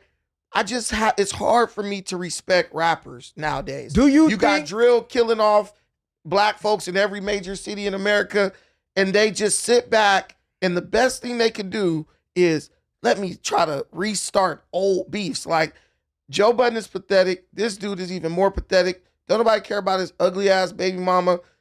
It's just, I'm lost. But do you think they should go down a celebrity boxing route? Because to me, that's a slippery slope. They won't do it. If you go do the celebrity boxing fight and you get exposed that you can't fight, then you turn into Sticky Fingers when he got his ass beat by the white boy on MTV. Joe Budden has nothing to gain by fighting Saigon. It can only end badly for him. If he wins, cool, you win. You go back to your podcast. We live another day. If he loses, now this guy gains motion. Joe loses some credibility as far as like this kind of tough guy act he has. And then Saigon does what he's been doing. Nothing. This guy's not going to take the win and use that to reactivate his career and go to the highest heights. This guy seems like he's pretty comfortable just being a regular dude. So why bring him up then if that's the case? Why bring him up on your podcast at all? Especially after y'all squashed the beef. Why even bring him up all these years later if you're not going to take that route and take him up on his option? Man, let's just box it out. She basically, he's like, I already defeated this dude in the only arena that matters for these two, which would be rap. Now you want to take it to the physical. Like, Joe Budden is not a fighter. I've never known Joe Budden to fight anyone. He talked like he got him. He's a talker, right? Talk like he got him though. He's a talker. He's like that dude who played basketball. What's his name? Kenyon Martin. Like, yeah, Martin be tripping on shit. Not just nice. Kenyon Martin known for throwing them though. Man, Kenyon Martin gonna trip on certain people, bro. Other basketball players. Everybody know basketball players can't fight worth a damn. Like, that's a common knowledge. He's gonna trip. He's the toughest nigga in a rap space. Tell that to Meta World Peace, cuz. Meta World knocking Peace. shit out. Steven Hey, Jackson. he Tell that to knocking out Draymond casual Green. Tell that to fans. Steven Jackson. They knocking You shit never out. see him beat up nobody but other basketball Hey, players. pull them topics back up, Josh. Man, that last topic is crazy. Speaking of topics, Did you go down to the protests when they was tripping? okay, what you wanna diverge into the protest that real shit quick? Listen, I went to. segue. I saw the protest in Huntington Beach. I didn't go to the ones in Long Beach. Did you see any of the protests? I seen partial of it. I had went down there. That motherfucker was empty as hell. But I seen pieces of it. I didn't really get too much engaging on it. I seen the what's the people they just brought down here? The National Guard and the Yeah, Marines? I drove by. I was driving downtown. I seen the National Guard and stuff. I didn't see nothing. Nothing was really going on. What do you think is are they getting out of the protest right now? Yeah, because my thing is protesting to me is the equivalent of letting a child throw a tantrum and tire herself out and go to sleep. You know, like your kid be crying and shit. Yeah. Like, man, go in the motherfucking room, cry yourself to sleep. They yell, they bang, they throw all their toys, and then at the end of it, they sleep, wake up, nothing changes. To me, that's what protesting is. They allow you to go out there, hold up your signs, yell, scream, do whatever you want. They put this border. You're not coming across this border into these neighborhoods. We'll let you tear up your neighborhood, fuck your shit up, but you ain't coming over here where it really matters at. And when you get tired of holding the signs and screaming, you get your photo ops, post it on the gram, felt like you accomplished something. But meanwhile, none of the laws actually really changed. Nothing in your life actually really changed. True. And I've always felt this way ever since civil rights, even when we was doing it. I'm like, okay, we can say it's to raise awareness, but what do you do with the awareness? What we got- Once you got the awareness, okay, everybody got the eyes on you. Everybody like, well, shit, I thought that was it. Well, here's the thing.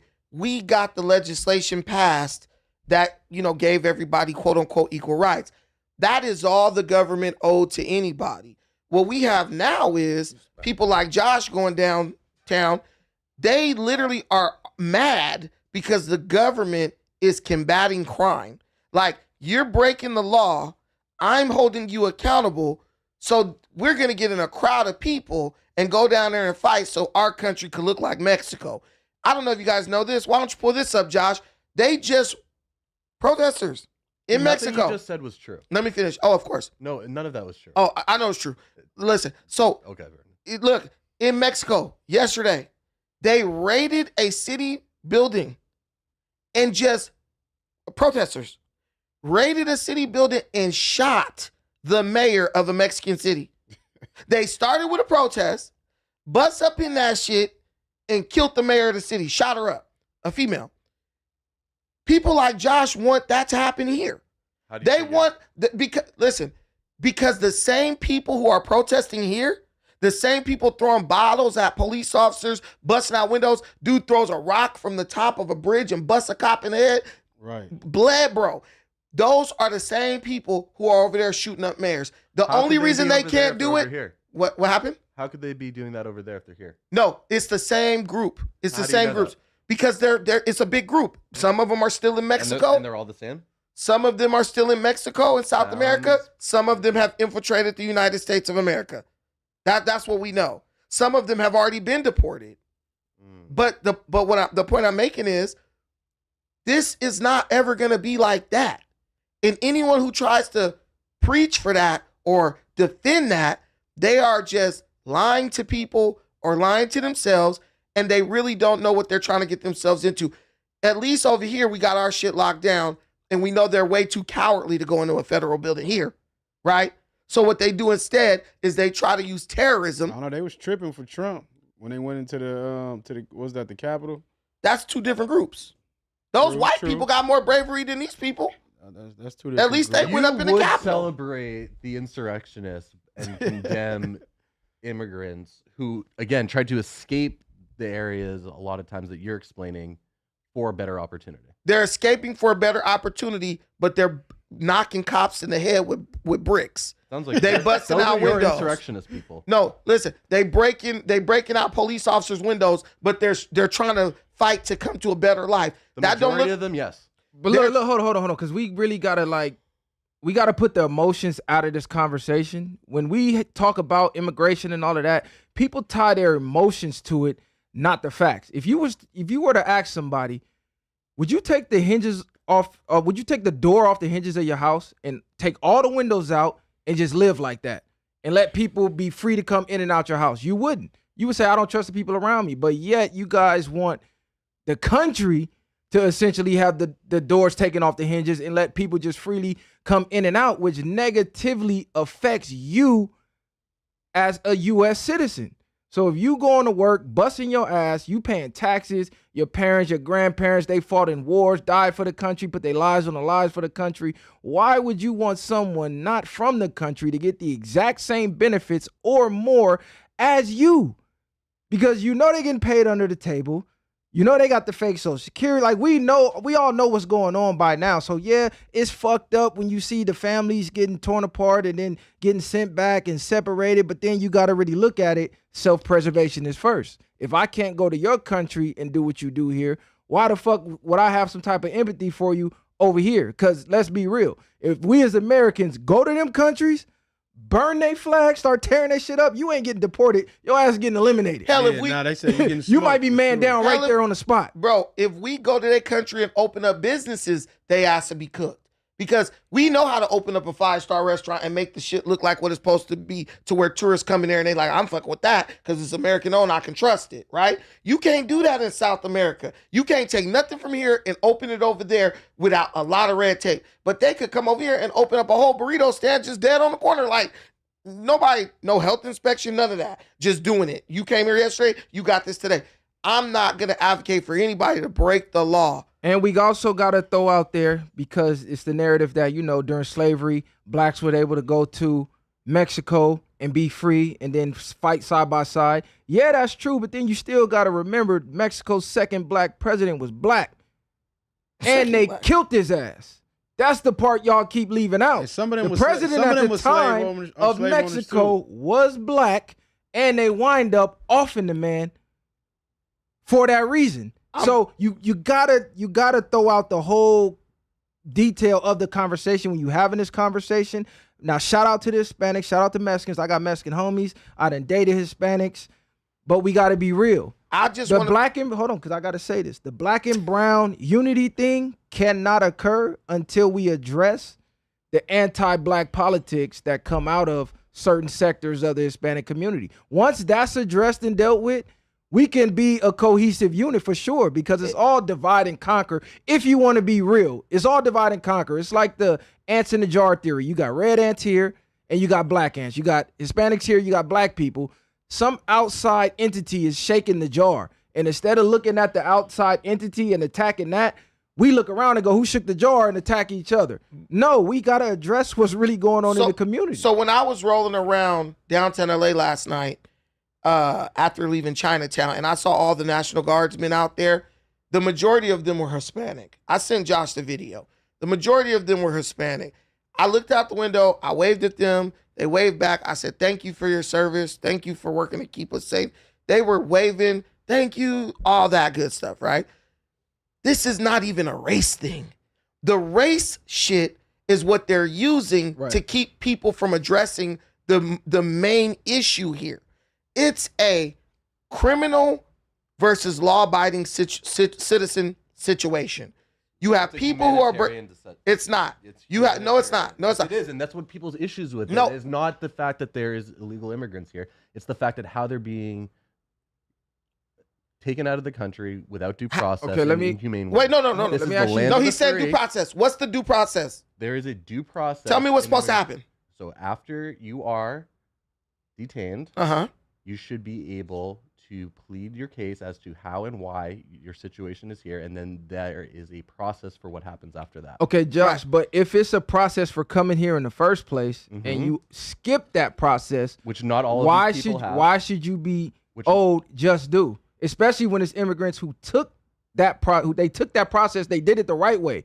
People keep forgetting, they're upset about that. They're like, my family did it the right way, because I talked to immigrants, I talked to Haitian immigrants, I talked to Jamaican immigrants, because they're being completely ignored, because they're being deported as well. And a lot of them feel the same way that Brandon feel. My family had to do it the right way. They got to do it the right way. Let me ask you this. So if somebody, let's say somebody commits a crime and then they essentially have a warrant out for their arrest. Do you think they have a due process at that point, or do the police just come snatch them off the streets? I think that everyone deserves due process. No, I'm asking you, do they have one though? Are people mad when somebody here commits a crime and then they have a warrant and somebody comes snatches them up? Do people have a problem with that? No, because they committed a crime. Right. So by people coming And here there's due process. illegally, is that not committing a crime? There's due process for that. Wait But a minute. that's No, a- let me that's say a that. crime in No, itself, Josh is just being facetious. Here's the thing. We're not protesting. These people are acting a fool in the street like animals because someone's being deported without due process. These people are protesting ICE raids. That's the process by which they are picked up to then receive their due process. First you get picked up, then you go to, just like a crime, you just said, right? If I shoot you in your chest, the police got to come get me, take me down to the station, book me in, then I go to trial. Now maybe I could bail out, maybe I can't. That's your due process till you go to trial. You guys are protesting the part where the person is literally picked up by law enforcement. But So- one thing You're saying that part is wrong. You guys protest against what? ICE raids, So Flocko not even brought this up- deportation. So One Flocko thing- brought this up last week. You support stop and frisk. Yes, I did. Do the majority of people support stop and Fuck frisk? no. Hell No. no. Hell No, they That don't. shit- That shit is out. That shit is out. But I do find one But- thing interesting though. What I don't understand is like, What, can I? no, for people, why are they No, go ahead. masked up for one? Because they masked up, and I have seen them pull up in certain communities without no papers, without nothing, without showing no, and they just got up out of there. So it's like, are these really all ICE people that's really coming to get them, or could this be something deeper that we not really paying attention to? And where are they really taking them? Because they're not taking them and just dropping them across the border. So when ICE comes pick them up, where do they take? Where are they taking To them? the ICE The detention center. the detention center, so they can go see a judge and all that stuff. But a lot of them are second entries. They got deported and came back, so they definitely going home. What I'm trying, Josh is good at this. He makes a false equivalency. Stop and frisk is nothing near related to this because stop and frisk is a situation where they stop you, they search you to see Based if you on have racial profiling. Wait a minute. They stop you. They frisk you to see if you have a weapon. If you don't, plus they ask you for ID, and then they let you go. The police, by right, the police have a right. If they believe you are in the act of committing a crime, they can stop you by law. They can even detain you for 72 hours. You didn't know that though, with no charge. But they have the right to stop you and ask you for ID, much like when they stop you on a traffic stop, right? So what's happening is they're going into businesses, they're just asking for proof of ID.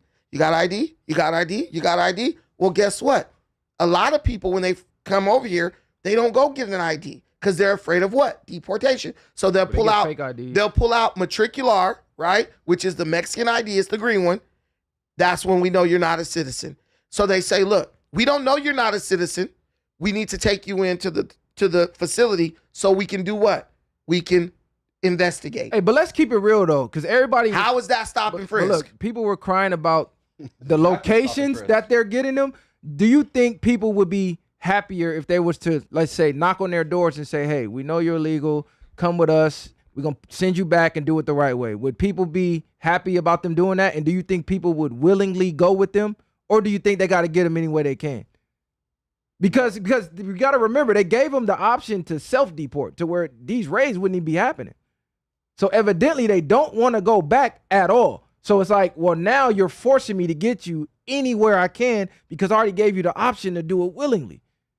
There's no right way to do it. It's like no matter where these people were to get gaffled at, people would have an outrage because they looking at it emotionally, not logically. If you come in here affects the citizens' pockets, meaning that the citizens are getting undercut for jobs, because why pay you American wages if I'm going to pay you half of what I got to pay you, and I don't got to give you dental insurance, I don't got to give you health insurance, you're not getting no type of benefit that an American would get, and you're going to do the same But job who's and even employing more. Was that? Who's employing Criminals. these people? Criminals. Criminals are employing? Yes. No, business Not- owners. The for sure. business owners are criminals. No, we agree. But if we eliminate that option for them to be able to do that, then you don't got to worry about it. Because who in their right mind has a Everybody- business is not going to try to make their overhead as great as possible. Someone who knows Have everybody. the ability Listen, to look. already do this the right way. So the fact that they're in a group of people that are complaining about the people that they employ here willingly by choice is hypocritical. But that's what you don't Hold get. on. How so? How so? It's extremely hypocritical to say that all these people should not be here when you're seeking them out to employ them. No, your point. No, they're here already. However they get here, they got here. But I know for a fact, if I hire Brandon and I got to pay him prevailing wages on this construction site, or I can go hire this illegal, pay his ass $12 an hour, and he happy and shut the fuck up, I just saved myself about $40 an hour. Because but now you're relying on them as part of your workforce. But I'm not relying on them because there's Americans who can do you're the not job. choosing them. No, right, to save money. That's what we saying. It's That's all about hypocritical. money. Then they get paid under the table, That's and their hypocritical. money circulates back in their country because they sending it back home.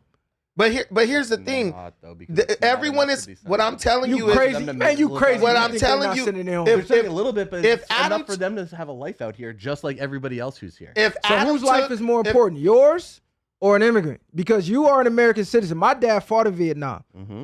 So I'm going to have more rights than somebody who just came from another country. My life is just as important as anyone else's. Listen, That's what I'm cap. telling you is if Adam got rid of you and hired a immigrant, say he was African, Okay. and he'll do this job, just give me $10 an hour. I know how to work all the keyboards and shit.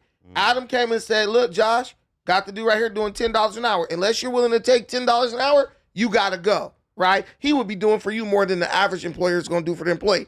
You would have an issue with that, right or wrong, especially if the person was an illegal immigrant. Would you not, right or wrong? Yes, Okay. I would have an issue with the job that I currently have being taken from me. Okay, Yes. That's so what's Same going- way wait, an immigrant but is that's gonna what's have an going on. issue Wait with a their minute. job being taken from them. Listen, but that's Josh the Josh point is they're look. making. You guys don't realize something. Josh is counting on y'all interrupting this so he don't got to get pinned down on a point. No. What I'm telling you, Keep it the going. man is a hypocrite. He just said I he just would have. called you a hypocrite. I'm telling you, And you haven't just said you would discriminated. have a problem if an immigrant came and took your job. Right now. But all the people I who don't have, have an issue with anyone taking my job. there are people losing Immigrant or jobs. not. There are people losing jobs Yeah. to illegal immigrants. Most of those people are not even in California. But are Many, those the immigrants' fault or the people in hiring? what them? I'm telling you is the people who hired them are criminals, and the illegals who came into the country are criminals. So all criminals need to face justice. The So point those that you're, employ them the- need to they need to have be arrested justice as well. sought after. Okay. But what I'm trying to I'm gonna tell hold you, you to that one, you're Brandon. thinking people are doing this. He actually thinks ICE is just saying, we think it's immigrants in here. Let's Right. kick the door in and walk in. Do you realize that these people are being tipped off? Do you realize that a lot of these businesses are already being investigated because other businesses have reported them? If the place across the street, So why did Trump just put in an order for all ICE raids to stop on farms, hotels, and what was the other one?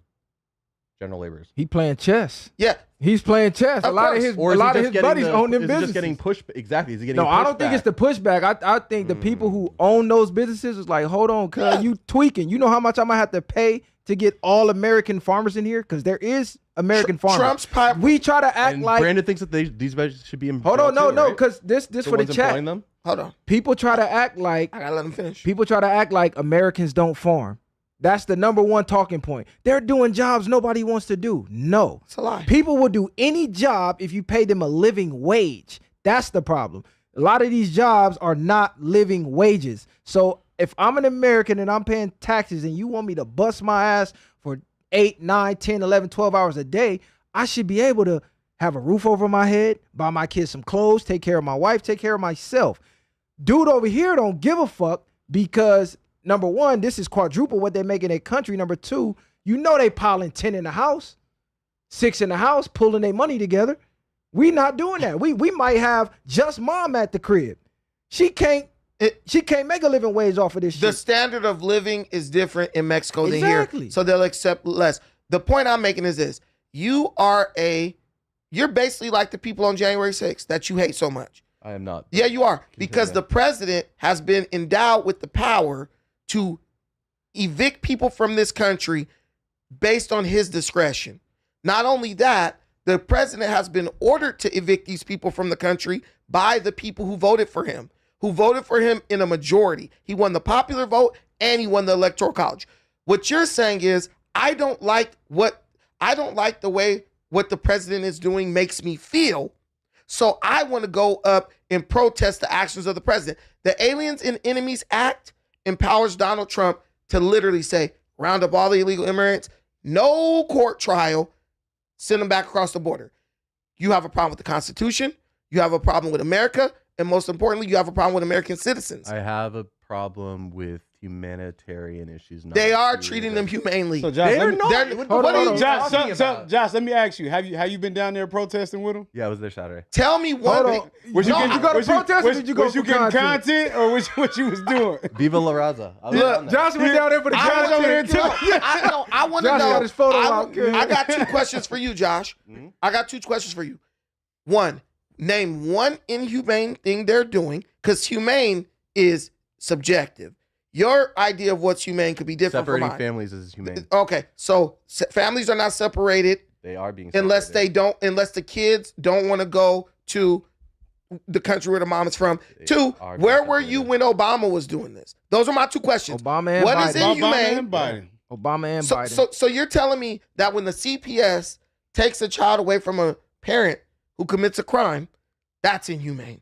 Depending on the crime and depending on the child's No, current no, well-being, any yes. crime, any No, arrest, yes. any How much arrestable crime offense. does matter. If your kids are in the Yes. car with you, Josh, and you are drunk driving, Yes, your kid should be or taken from you. or That's a crime, right? listen, crime. that's That's So right. the crime. family is separated The by crime- you committing a crime. Yes. Based on a So you specific coming crime, yeah. across is a crime. So if your family gets separated, you should have never committed that crime. No, because there's because levels you and was degrees to it. together over here. There's levels and degrees. What to it. is You're the separated level? from your What's- child when you're a danger to them. Okay. If you're bringing your child here for a better, safer life, you are not a danger. That's to not them. true. Josh. If I got a kid and I commit a crime and I get sentenced to prison, I just got separated from my family for committing a crime. I'm not a danger to my child because I was out on the block hustling to get some money for my child, but I still got separated, and we all accept that.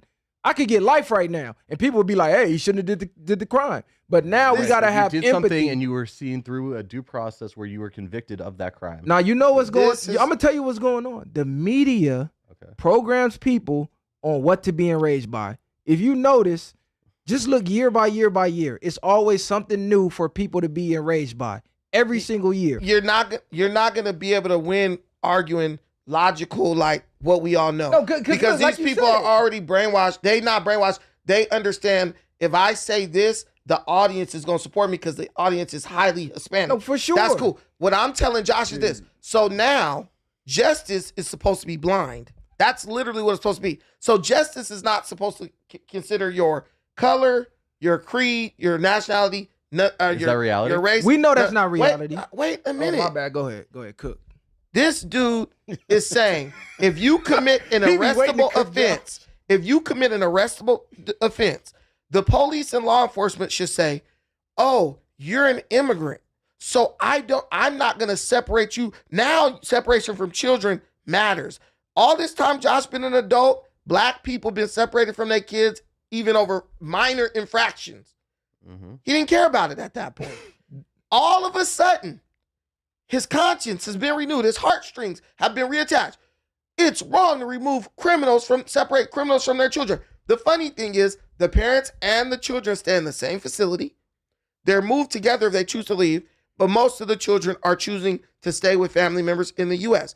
Why is justice only blind when it's dealing with us, but for you when it's Why dealing are with a you certain group? assuming my opinions on something that you No, have because idea that's on? what you said. No, it's not. You said it's inhumane Yep. to separate a criminal from their children. I said it's inhumane the way that these families are being separated. Are they over criminals? Immigration. Are they criminals, Josh? Yes or no? Wait. Wait. Are they criminals, Josh? Yes or no? It is up for interpretation. So based if you on come crime into that the they country commit. illegally, you committed a misdemeanor. Is a misdemeanor a crime? One that should be separated from your kids. I'm asking you a simple Probably not. question. Is committing a misdemeanor a crime? Because I went to jail One for a that misdemeanor. needs to be separated from your kids. Well, I was probably not. Hey, Josh. Was it a violent crime? Hold on, but Josh. Was your misdemeanor a violent It crime? doesn't have to be violent for you No, to but get look, arrested. Brandon, this is how you kill all that. Why not self-deport when they gave you the option? Then you could have left with your children. And $1,000. And $1,000. And came back. And then do the process to come back the right way. Why not just do that?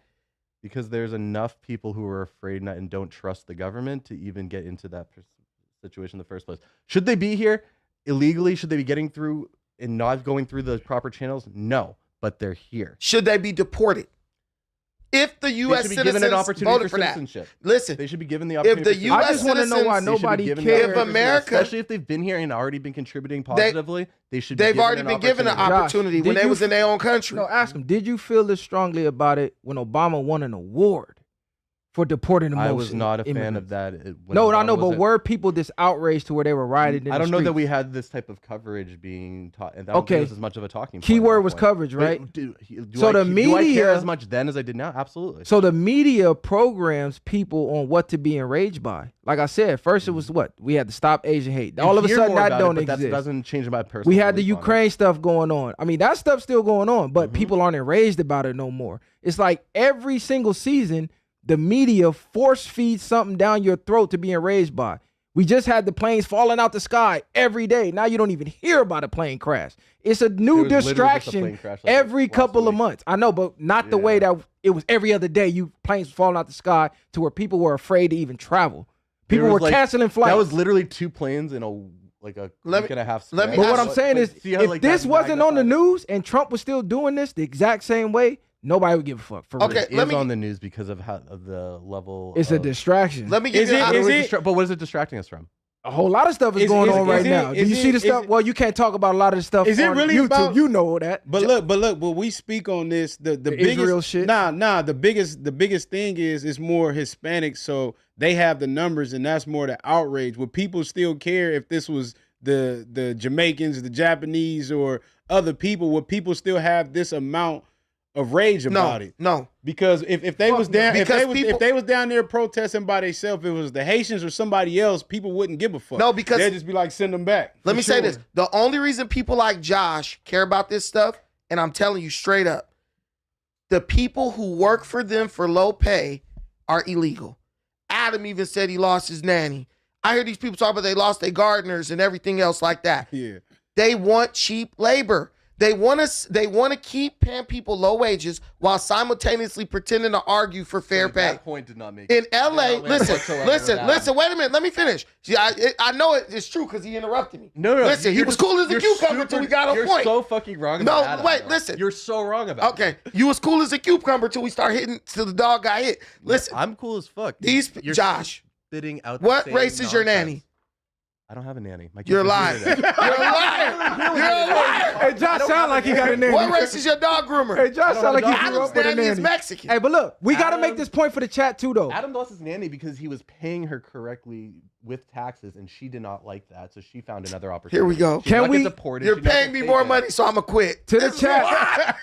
To the chat. Understand we He said, are "I'm covering my ass." not, we are not only talking about Hispanics. Hispanics have made themselves the face of what's going on, but it's all races of immigrants we're talking about. So that got to be understood. It's because what's going on in the media, like bro said, where's the Jamaicans at? Where's the outrage for the Haitians? And why are the Hispanic immigrants not standing in solidarity with those immigrants who are being deported as well? Because if you're for mass immigration, shouldn't you be standing in solidarity with all immigrants? Shouldn't it be a calling for all immigrants? Yeah. But yet, when we have this conversation, we are only talking about Because there is Hispanics a over and large over and group over. being targeted right now. Hey, let me tell you something. They're all If being the Jamaicans- targeted. No, They they're only not all being targeted. You're saying a large group because Yes. it's a bigger margin of them, so you're seeing that more. Here, of course, we see that. Yes, and but if they're you go to being different targeted. states and other places They outside getting rid of outside of Africans. California, They getting them they up getting outta rid here. of everybody. Go to New York, where There's a whole village of deported Africans in Mexico. where it's a larger population of the Haitians and Jamaicans out there. A larger portion of them are getting deported cooked. than the Mexicans, but the Mexican And- border is right here. So, of course, it's going to be more than more. All the protests are saying fuck ICE. They're not saying anything specific. When you to say fuck ICE, you're one saying group. fuck America. Pretty much. And I'm not accepting that, Josh. But let me tell you this. ICE was down there. The National Guard was down there. I told them thank them for their service.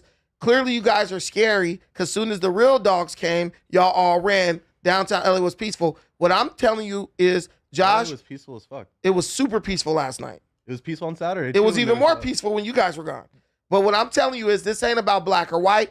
If you put a bunch of Haitians down there and they marching, I'm going to be like, get them out of here. The only Pack reason them up. The only reason I do say it does have something to do with the black community, because if you study history, immigration has directly affected the total GDP of the black community. It's raised the cost of living. We lose jobs. Cost of living goes up, and we directly lose jobs. Raise the cost of housing. You can't even get an apartment, and a lot of that is illegal immigration. But Josh, I hear a lot of you people saying, this was Mexico.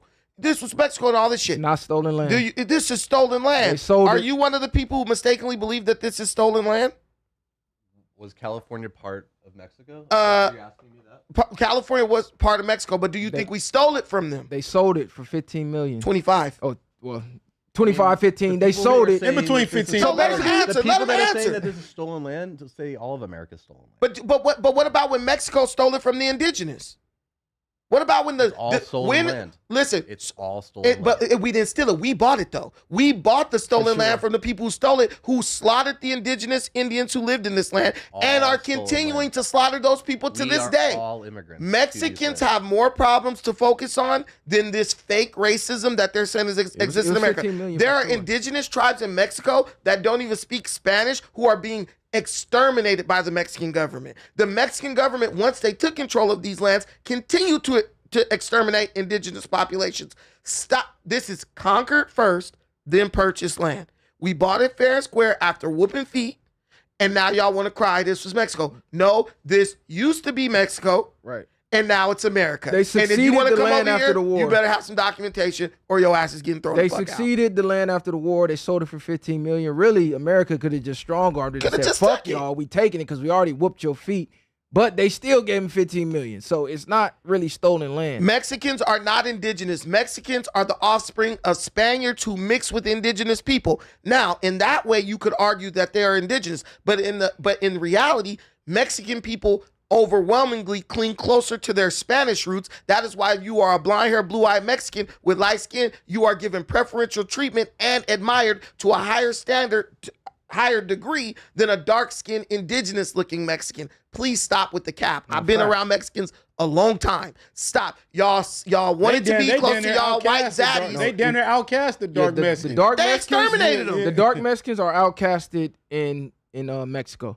They exterminated them. The ones that got conquered by the Spaniards, the lighter skin, the taller ones, they're the ones they look at like, okay, you the true Mexican. But if you look like us over there, your ass is They like to erase the fact You that outta they there. they are 50% or more European. Cortez and them was in their busting cheeks all through the Mexico Valley. So stop with this. They are indigenous. They are mixed. The indigenous is the ones y'all killed to take the land. America first is all I'm so saying. It's you guys now, not you.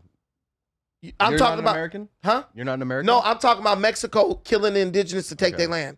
I am definitely an American, proud to be an American. All I'm saying is And I America stand first. with all my Americans despite their race, color, or creed. I'm a nationalist. Wait, what else we got up there, man? Oh, yeah, We was cooking right now. We're just cooking too much. Okay, so Steven Jackson crashed out after his first Big 3 loss as a coach. Go ahead and play that clip. This You know this was somebody who- hilarious. You know somebody who don't play sports pick this topic like Flacco. This was hilarious. Big 3. Same bitch ass niggas be at the hotel begging me for shit. Now y'all want to show out in front of these people.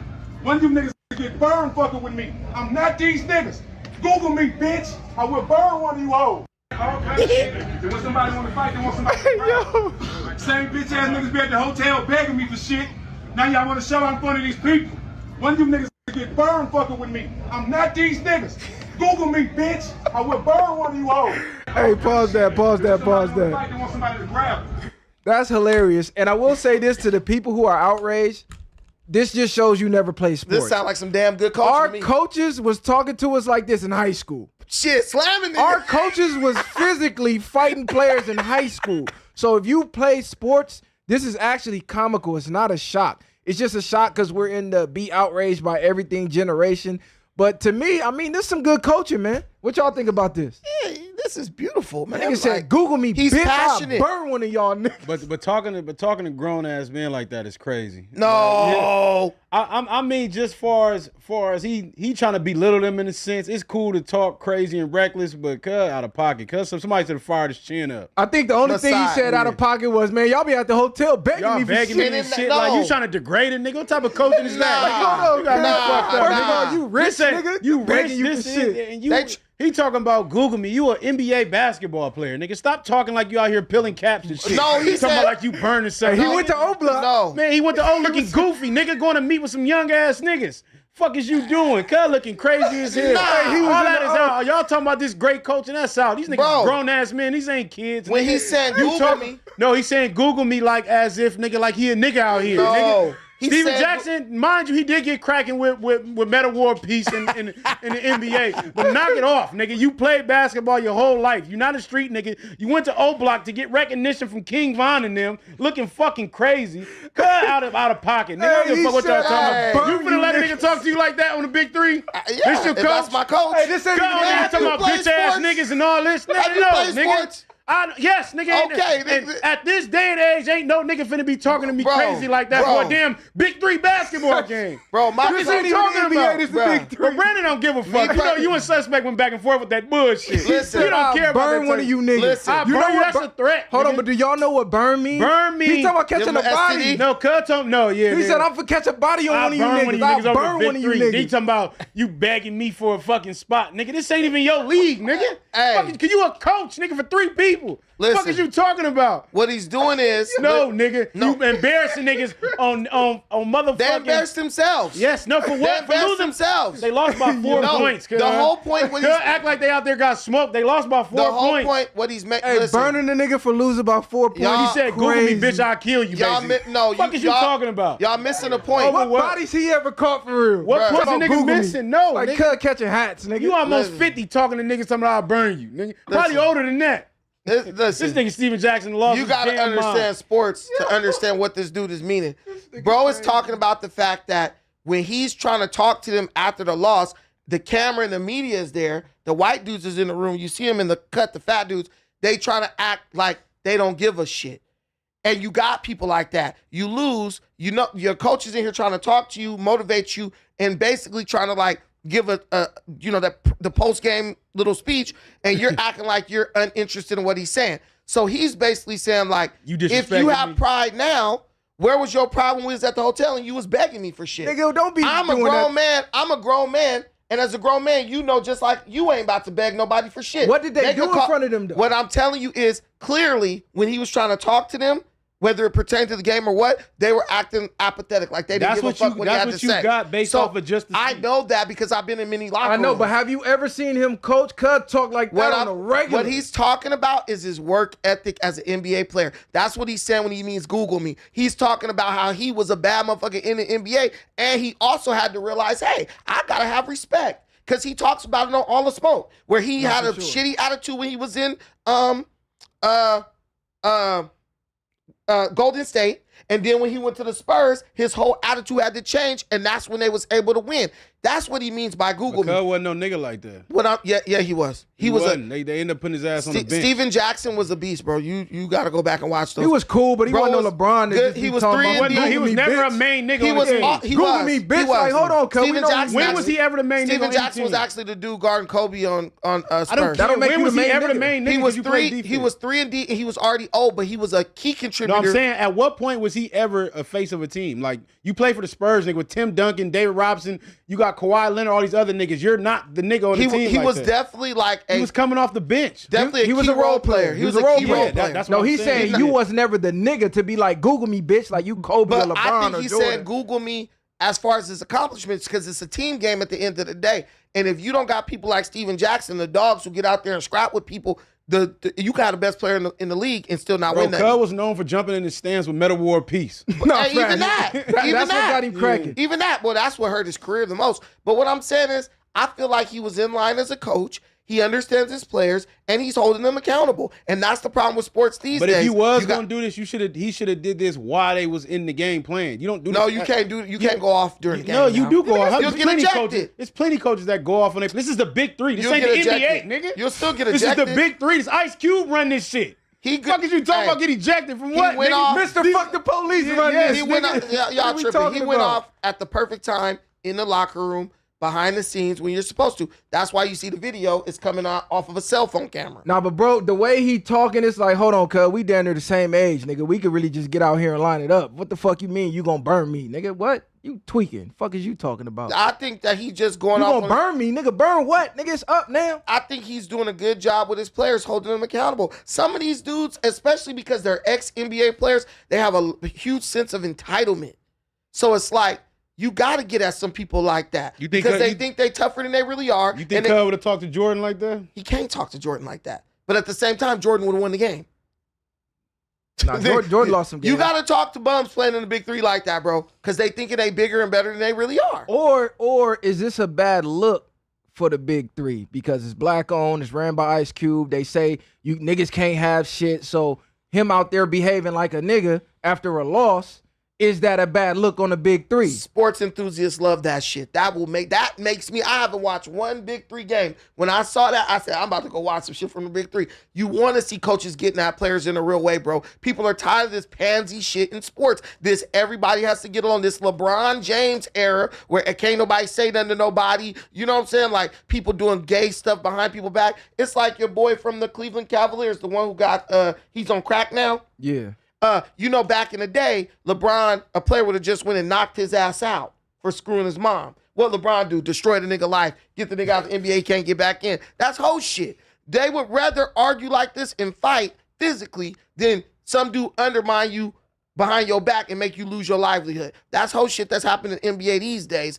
I like that shit. Steven Jackson bringing it back. I liked it. It was comedy to me. I was funny. crying when he did that shit. But I loved it. So you blaming LeBron for Delonte West turning into a crackhead? You know LeBron got bro up out of the league. Delonte West was one of the best players on that Cleveland. You not blaming Delonte West for fucking his teammate mom? Listen, it don't matter. That's personal shit. Are you did Kobe go and ruin Karl Malone's career? No, but he snitched on Shaq. On the nigga. He told on Shaq. He told that Shaq was fucking other He snitched bitches. on Shaq, nigga. Yeah, but that's worse. But why not try to get him off the team, though? But he got reprimanded. LeBron like, nigga, you not playing on my team, nigga. The fuck? Snitched, you lucky I'll kill your ass. LeBron have more power now than Kobe had at that time.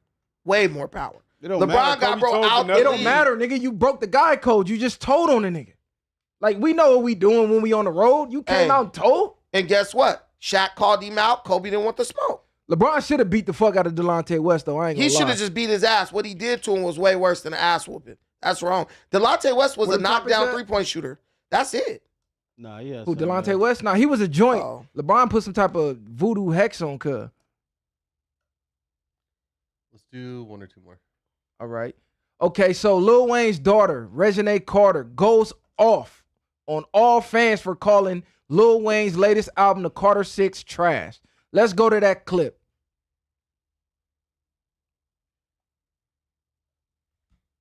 Say Carter 6 is trash. That's fine. That's what you want to say. But let me tell you something about my father and Carter 6. You gotta ask. This is what I hate about you kids. The fact that y'all can get on TikTok and do a fucking dance to it, that don't mean that it's trash, babe. Okay? The fact that you can't get on TikTok and do a little 1-2 little viral moment for it, that don't mean that it's trash, babe. My dad was talking real shit. It's stuff on that album that you can hear in 2K, in games, at fucking malls, at all type of stuff. It's universal, my love. Y'all need to take y'all minds out of the TikTok world and get to the real bag. Whereas my dad is a lyricist, babe. My dad really talks shit. So if you can't understand it, please move silent like the GM lasagna and get the fuck out of here. Thanks. Now that's my last song. Okay. Because I already said that I'm not about to be cussing because y'all already heard me cussing crazy. And y'all was like, what? And they talk like that. So okay, so I'm pretty sure we all done heard the Carter 6. Yep. Let's give our reviews before we go into what she said. Because to me, I'm in agreement with what the people saying. To me, it was trash. Now, she was spitting. Just because you can't do a TikTok dance to it doesn't make it trash. Because I'm one of the people saying we need to get substance back in music. You also thought Dave Blunt was cooking. But we cannot deny the Carter 6 was a letdown. The hottest song on there to me was the country song, ironically, with Big Sean. I think that has the potential to be a huge crossover hit. He could be performing that at Coachella, stage coaches and shit like that. But the album overall was lackluster. The beat selection was ass. After a while, you like, Wayne, what the fuck are you talking about? You took this long break. You made this huge spill about how Kendrick didn't deserve the Super Bowl and you did. So I'm expecting some fire. I'm expecting some type of, man, Wayne finna be talking some shit. He ain't even talk about nothing. He's still talking about being a fucking blood. Like, come on, cuz, what are we doing? Where's the growth? What you thought, bro? Man, I'm gonna give it a 10 out of 10. Y'all niggas tripping. Man.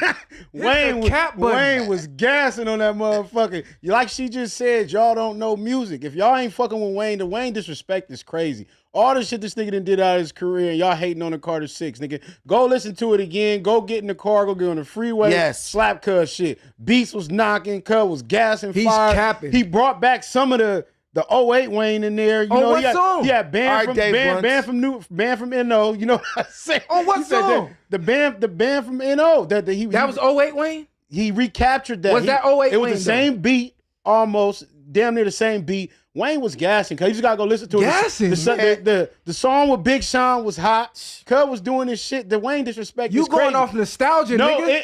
it was. The niggas just wanted to be for the niggas. That's it. That's why niggas want the Carter 1 Wayne, the Carter 2. Like she said, it's more of a universal. You can go play it in different places, in different countries. Wayne glazing is crazy. Wayne did. This nigga glazing. Wayne did for everybody. He made tracks for everybody. That's what y'all didn't get. What was the track for you? What with the one with Big Sean was a banger. The I just country? said Band from NO was a banger. You got to really go listen to it. Being Myself was a banger with Manny Fresh. Go listen to Cuz shit again. Did he show growth? Wayne is like Wayne has done so much. It's like an NBA player that's playing for so long where Wayne got plenty of rings. So now that y'all not mad because he ain't get to the finals or he ain't doing this, he's not the same Wayne. Did he show Y'all growth? just had too much expectation. Yes, he showed growth because he did something outside of himself. The same way people didn't like What the was Rock. outside himself? What I mean is what you expect from him. He didn't do what you expected. Yes, he did. Man, this So is now not he's a mad. debate, bro. He giving his opinion on the shit. Yeah, this is nigga crazy. trying to He ready to debate. argue every piece. Yeah, Yeah, he ain't arguing. He didn't do what you wanted him to do. Now you mad at him. But I'm saying, Right. y'all want the old Wayne, go grab the Carter 2, Carter 3, and all that other shit. That's the only thing people mad about. It's still good music. Like Josh, what you were saying earlier, they don't appreciate the music in today's era now. That's all that's Josh what the was fuck is going dissing the on. Carter 6 too. I know, I'm just saying. I wasn't dissing it. I just didn't say it wasn't my favorite. You have a It was horrible good. taste in music. Hey, I have hey, a horrible taste in music. Messiah. Where would you Messiah. rank it in the Carters? This dude, Six. literally. Six. Six? Okay. Okay, that's cool and all, but like I'm saying, when we listen to Jay-Z, you're going to rank some of his old music better than his new music. The 444, people are not putting that with the blueprint. Of course, you got to appreciate different parts of his growth and where he's done in music. He's just having fun now. He has nothing to prove. But But Wayne has done everything. 444 was age appropriate I'm telling to you. Jay-Z though. He didn't come back rapping like, well, yes, he did, sort of. He Let me still tell be you, doing that. look, like Reasonable Doubt. I'm with you. He showed growth. I'm with you 1,000%. I went back. I heard like 2 songs. I said, because when Lush was dissing, that didn't sit right with me because you're a failed rapper, but you think you can speak ill of Wayne? Like, that's crazy. That's a theme up here. You got a lot of failed niggas that shit trying to judge and critique dudes who are successful. I don't like that. But here's the thing. The album was a classic. And what I think a lot of people did not listen. And let me tell you, Messiah, Wait, real quickly, define classic before we just go further. What's a classic? It was something that stands apart from the major body of work. Fuck out of here, man. That This nigga person rage has to do. baiting, man. Let me finish. The majority of things that he has put out in his Can you let me career could be finish? considered classic. The album came out 2 days ago. He called it a listen. classic. This nigga, Hey, wow. Did we ask Josh any questions? God damn, Look, this nigga crazy. Let me finish. Nothing but Let me nonsense, you have to finish. be corrected. Let me finish. That's true. Let me finish. So my favorite song on the album was Flexed Up.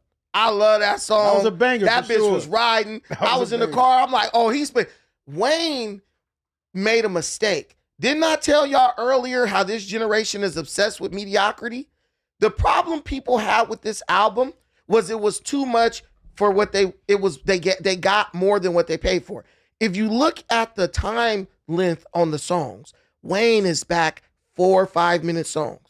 What are these idiots used to listening to? 1 minute and 20-second songs. TikTok songs. 2-minute song. TikTok songs. Oh, this song 2 minutes and 39 Length seconds. don't make it Let me hot, finish. though. 2 minutes and 39 seconds. That's too long for me. They're getting sound bites of music. Wayne had 3 verses, 2 hooks. He had great metaphors. He had great Name one. punchlines. I got to listen to it again. because I listened to it while I was driving, and I'm not a big rap guy like that. Everything I listen, like Wayne's metaphors were making me think like, oh, I'm connecting dots, like how we used to feel back in the day. Oh, I get what he meant with that. These people have just been dumbed down to the point that anything that's too long or is not so obvious right from on a surface level, that's trash. Why? Because they don't like to think. I agree with that about the state of the culture. Saying the metaphors wasn't hitting. I don't. Then fuck no. Saying the metaphors wasn't I was good. looking for growth. I was looking for pain. I was looking for the Georgia Bush. You didn't hear that I was nigga looking slurring? for the prostitute flange. I was looking for that bag on this album. How you bro. looking for pain at this point when Wayne been rich since fucking we Lord knows how long? Pain was about heartbreak of his girlfriend, losing the main bitch in his life. This dude is a hypocrite. He just said Dave Blunt's was hot. I never said Dave Blunt's was hot. He holds the artist to a different standard. I never said Dave Blunt's was hot. I said that shit he spit against 50 was funny, and I had him down here, and he exceeded that expectation. There are artists who are garbage who aren't even on Wayne's level that you like, oh, bro, got some Wayne. But from Wayne, you're not judging him based off of his body of work in this album. What you're saying is he didn't give me what I expected, so it's trash. That's basically fair exactly assessment. That's not an assessment. For most people, I feel like Wayne put like 3 or 4 songs for the niggas in the hood. He did like 3 or 4 songs for like the white audience. He did a few songs for everybody. Well, Wayne right now at this point is never gonna be enough. People, if he doesn't reach the people's expectations, we gonna kill him off because of what he's done in the past. That's not true though, because when he dropped his mixtapes, that be enough. No, for what I'm niggas. saying, it's like LeBron has done great his whole career, but if he does anything except go get a ring, he's going to be killed for it. Yeah. So But once they'll he gets to still the play, celebrate LeBron. once he gets to the playoffs, once he gets to certain things, they're like, oh, he not in that bag. Expecting him to do the same thing at 40 that he's done at 25. That's what people are expecting Wayne to do right now. And Wayne, he's rapping about being a hardcore blood at 40 like he 25. let him be a hardcore blood. What the fuck are we talking I'm about? saying he gave a few songs to appease everybody. Why is Wayne still rapping about What blood? you mean these niggas up in no jumpers, 40 and 50-year-old gangsters, loose cannon, 52 years old, talk about you from 60. Yeah, but they Niggas still in love the that fucking shit. street. They not fucking Man, Little Wayne. Wayne might be in the streets of This court. what Wayne should have did. Wayne should have released a mixtape first. He Hell should have no. threw out a sample of how he thought he wanted the album to sound. See the fans' reaction to it.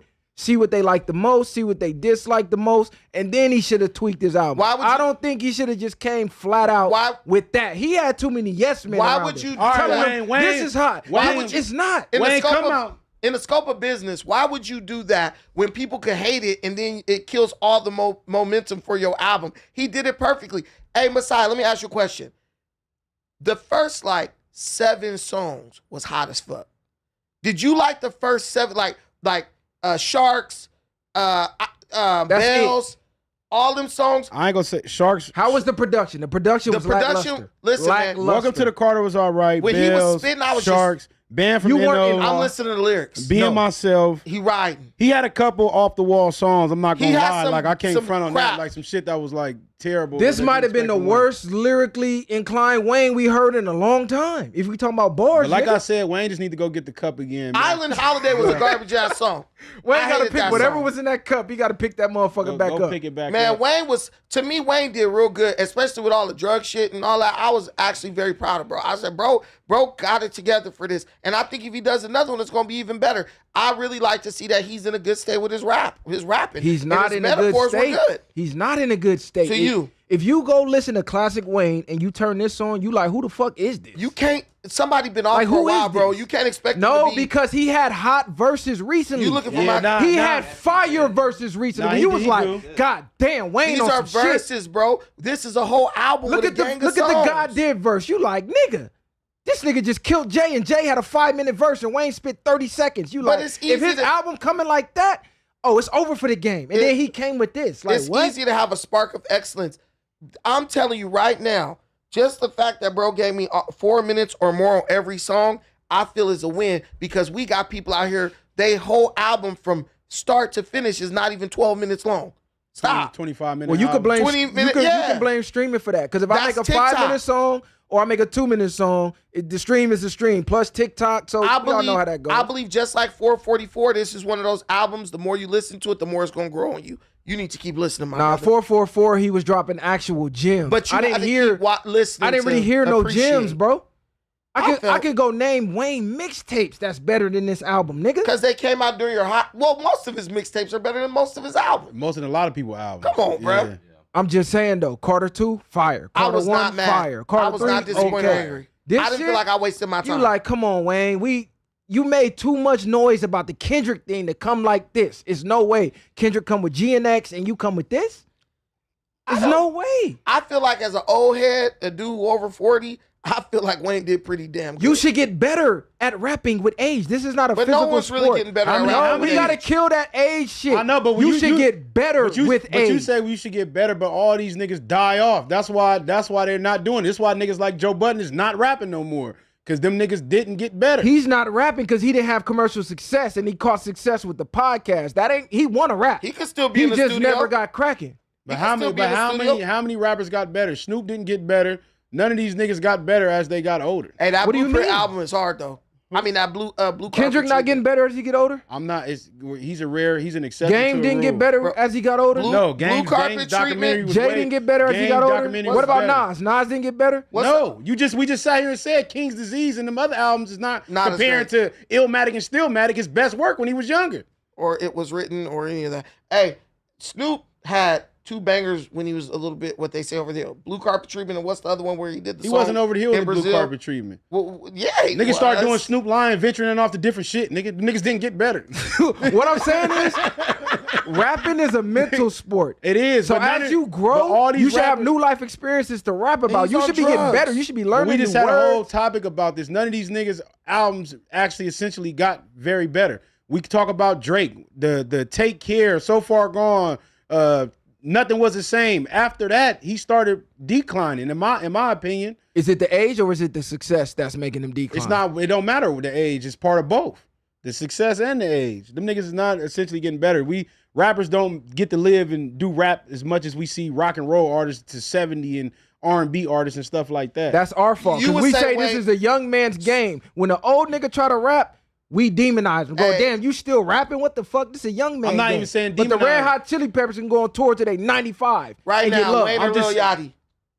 Wayne. Okay, so that's what I'm saying. But like, I'm not fucking if with you Lil look at the Yachty. garbage that's out now, Wayne did good. You're saying Wayne is like an Arrested Development. He's not growing as a person. What I'm saying is, I think Wayne got ring rust. I think he fucked up with this album. He might need to double back with a deluxe now that he got the ring rust out and give us that Wayne that we was looking for. And that's what I said. I said I think his next effort will be better than this one. Wayne need Bro, to go been off for a while, He bro. need to go get Alchemist.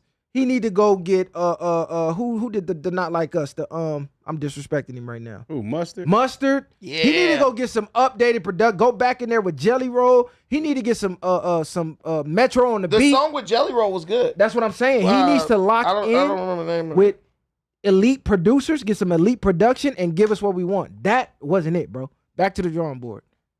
Yeah, Sharks. I named that Sharks. Yeah, Sharks That was was one of fire. my favorite songs. That was fire. Yeah, that was fire. All right, what it is, Josh? What it is, man. Read the Let's super get into the chat. super chats. Shout out to all the new members. We have Slats joining the channel. We got Jamal, DJ, Bobby Lawler, AK, It's Your Girl, Ayla, 123. Welcome, 27 Club, Raheem Russell, 28 Grammar, Zorid. I'm gonna say that one. Sean Williams, Dave John. We got a lot of new members today. That's right. Nicole Nye, Cooking. XE, JB. We got Matthew Rodis, Sean, Jacori, Rob, Trez, and D Perk 313. Shout out all the new members. I keep telling y'all, if y'all have the same cast consecutively like us, man, you gonna get the numbers because we actually pod. This ain't Flacco constantly interrupting. Shout out to Flacco. It ain't Lush just throwing shit out trying to get a viral moment. Like, you actually got to talk about the shit. All right, we got Wolf with the $10 comment. Illegal immigrants are not entitled to due process. Facts. It is for us U.S. citizens, and whichever process they use to remove them, it doesn't matter. Libs will be crying no matter where they pick them up from. Facts. All right, we got Dot Focus, Win Viral / Brandon. We got Robert Sand. Viral look real happy with a big white man strapped to his Hey, feet. hey, you need to This read nigga that troll- blue one. that Read nigga troll blue one. to No, anywhere. wait. We No, don't No, hold on. read no, $2 it's donations. positive. I No, want the positive. no. Donations. That was him. $2 enough. No, last week they was reading $2 That was him in the Reddit. That whoever This that dude? was, Robert with the big white man strapped to my back. I went skydiving. They tried to make some sus shit out of me skydiving. It's crazy. You think I'm a skydive by myself? they put you in the Reddit? Yeah, they threw me in the Reddit. By yourself. I was 14,000 feet in the air, nigga. Shit, you better do what you got to do to come back alive. Hey, somebody in the blue comment with the 199 says, shout out to Viral. To Wolf, $5 comment. Josh is arguing for the most emotional privilege. Mindset, Viral, and Brandon are cooking. Yes, sir. Shout out Granddad Gaming for joining. And then we have one last one live from the deck. Wayne has been refusing to use the hottest Southern producers for a decade now. Yeah, he need to get back to Yeah, I was playing devil's advocate with Wayne, man. He needs to get back in the studio with some better beats.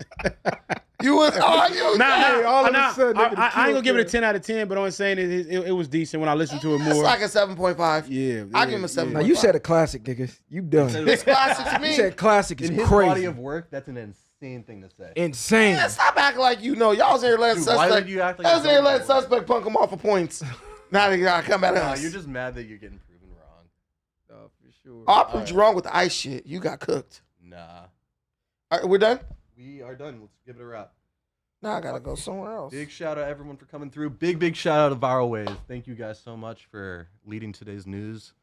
Comment down below. You guys want to see some more of this? Make sure you guys like, share, comment, get all these episodes watched. as Hey, much as you only the can. member comments count. Cause Shout out to the viewers. niggas be hating. Hey, y'all in the Reddit, stop hating too, cause y'all wake up to hate. Stop hating. I These don't know are- what. That's the Reddit. Though. Y'all just wake up to hate, like, And the cuz, channel. Find Hey, something better to do than hate. Hey, shout out to the viewers, man. I love the haters and the supporters, man. Hey, look. Keep hating. Hate us all the way to the I'm motherfucking convinced. top. I'm convinced there's a bunch of 14-year-old kids in the comment section. Like, Ain't it 14, sounds like these- some these- shit off Call of Duty, bro. Like the way it read, like, bro, you can't unanimously hate every single person on No Jumper. They just like They us, hate like, bro, everybody. we get y'all like who y'all like, but they gone now. You no, gotta they let hate that shit everybody, go. bro.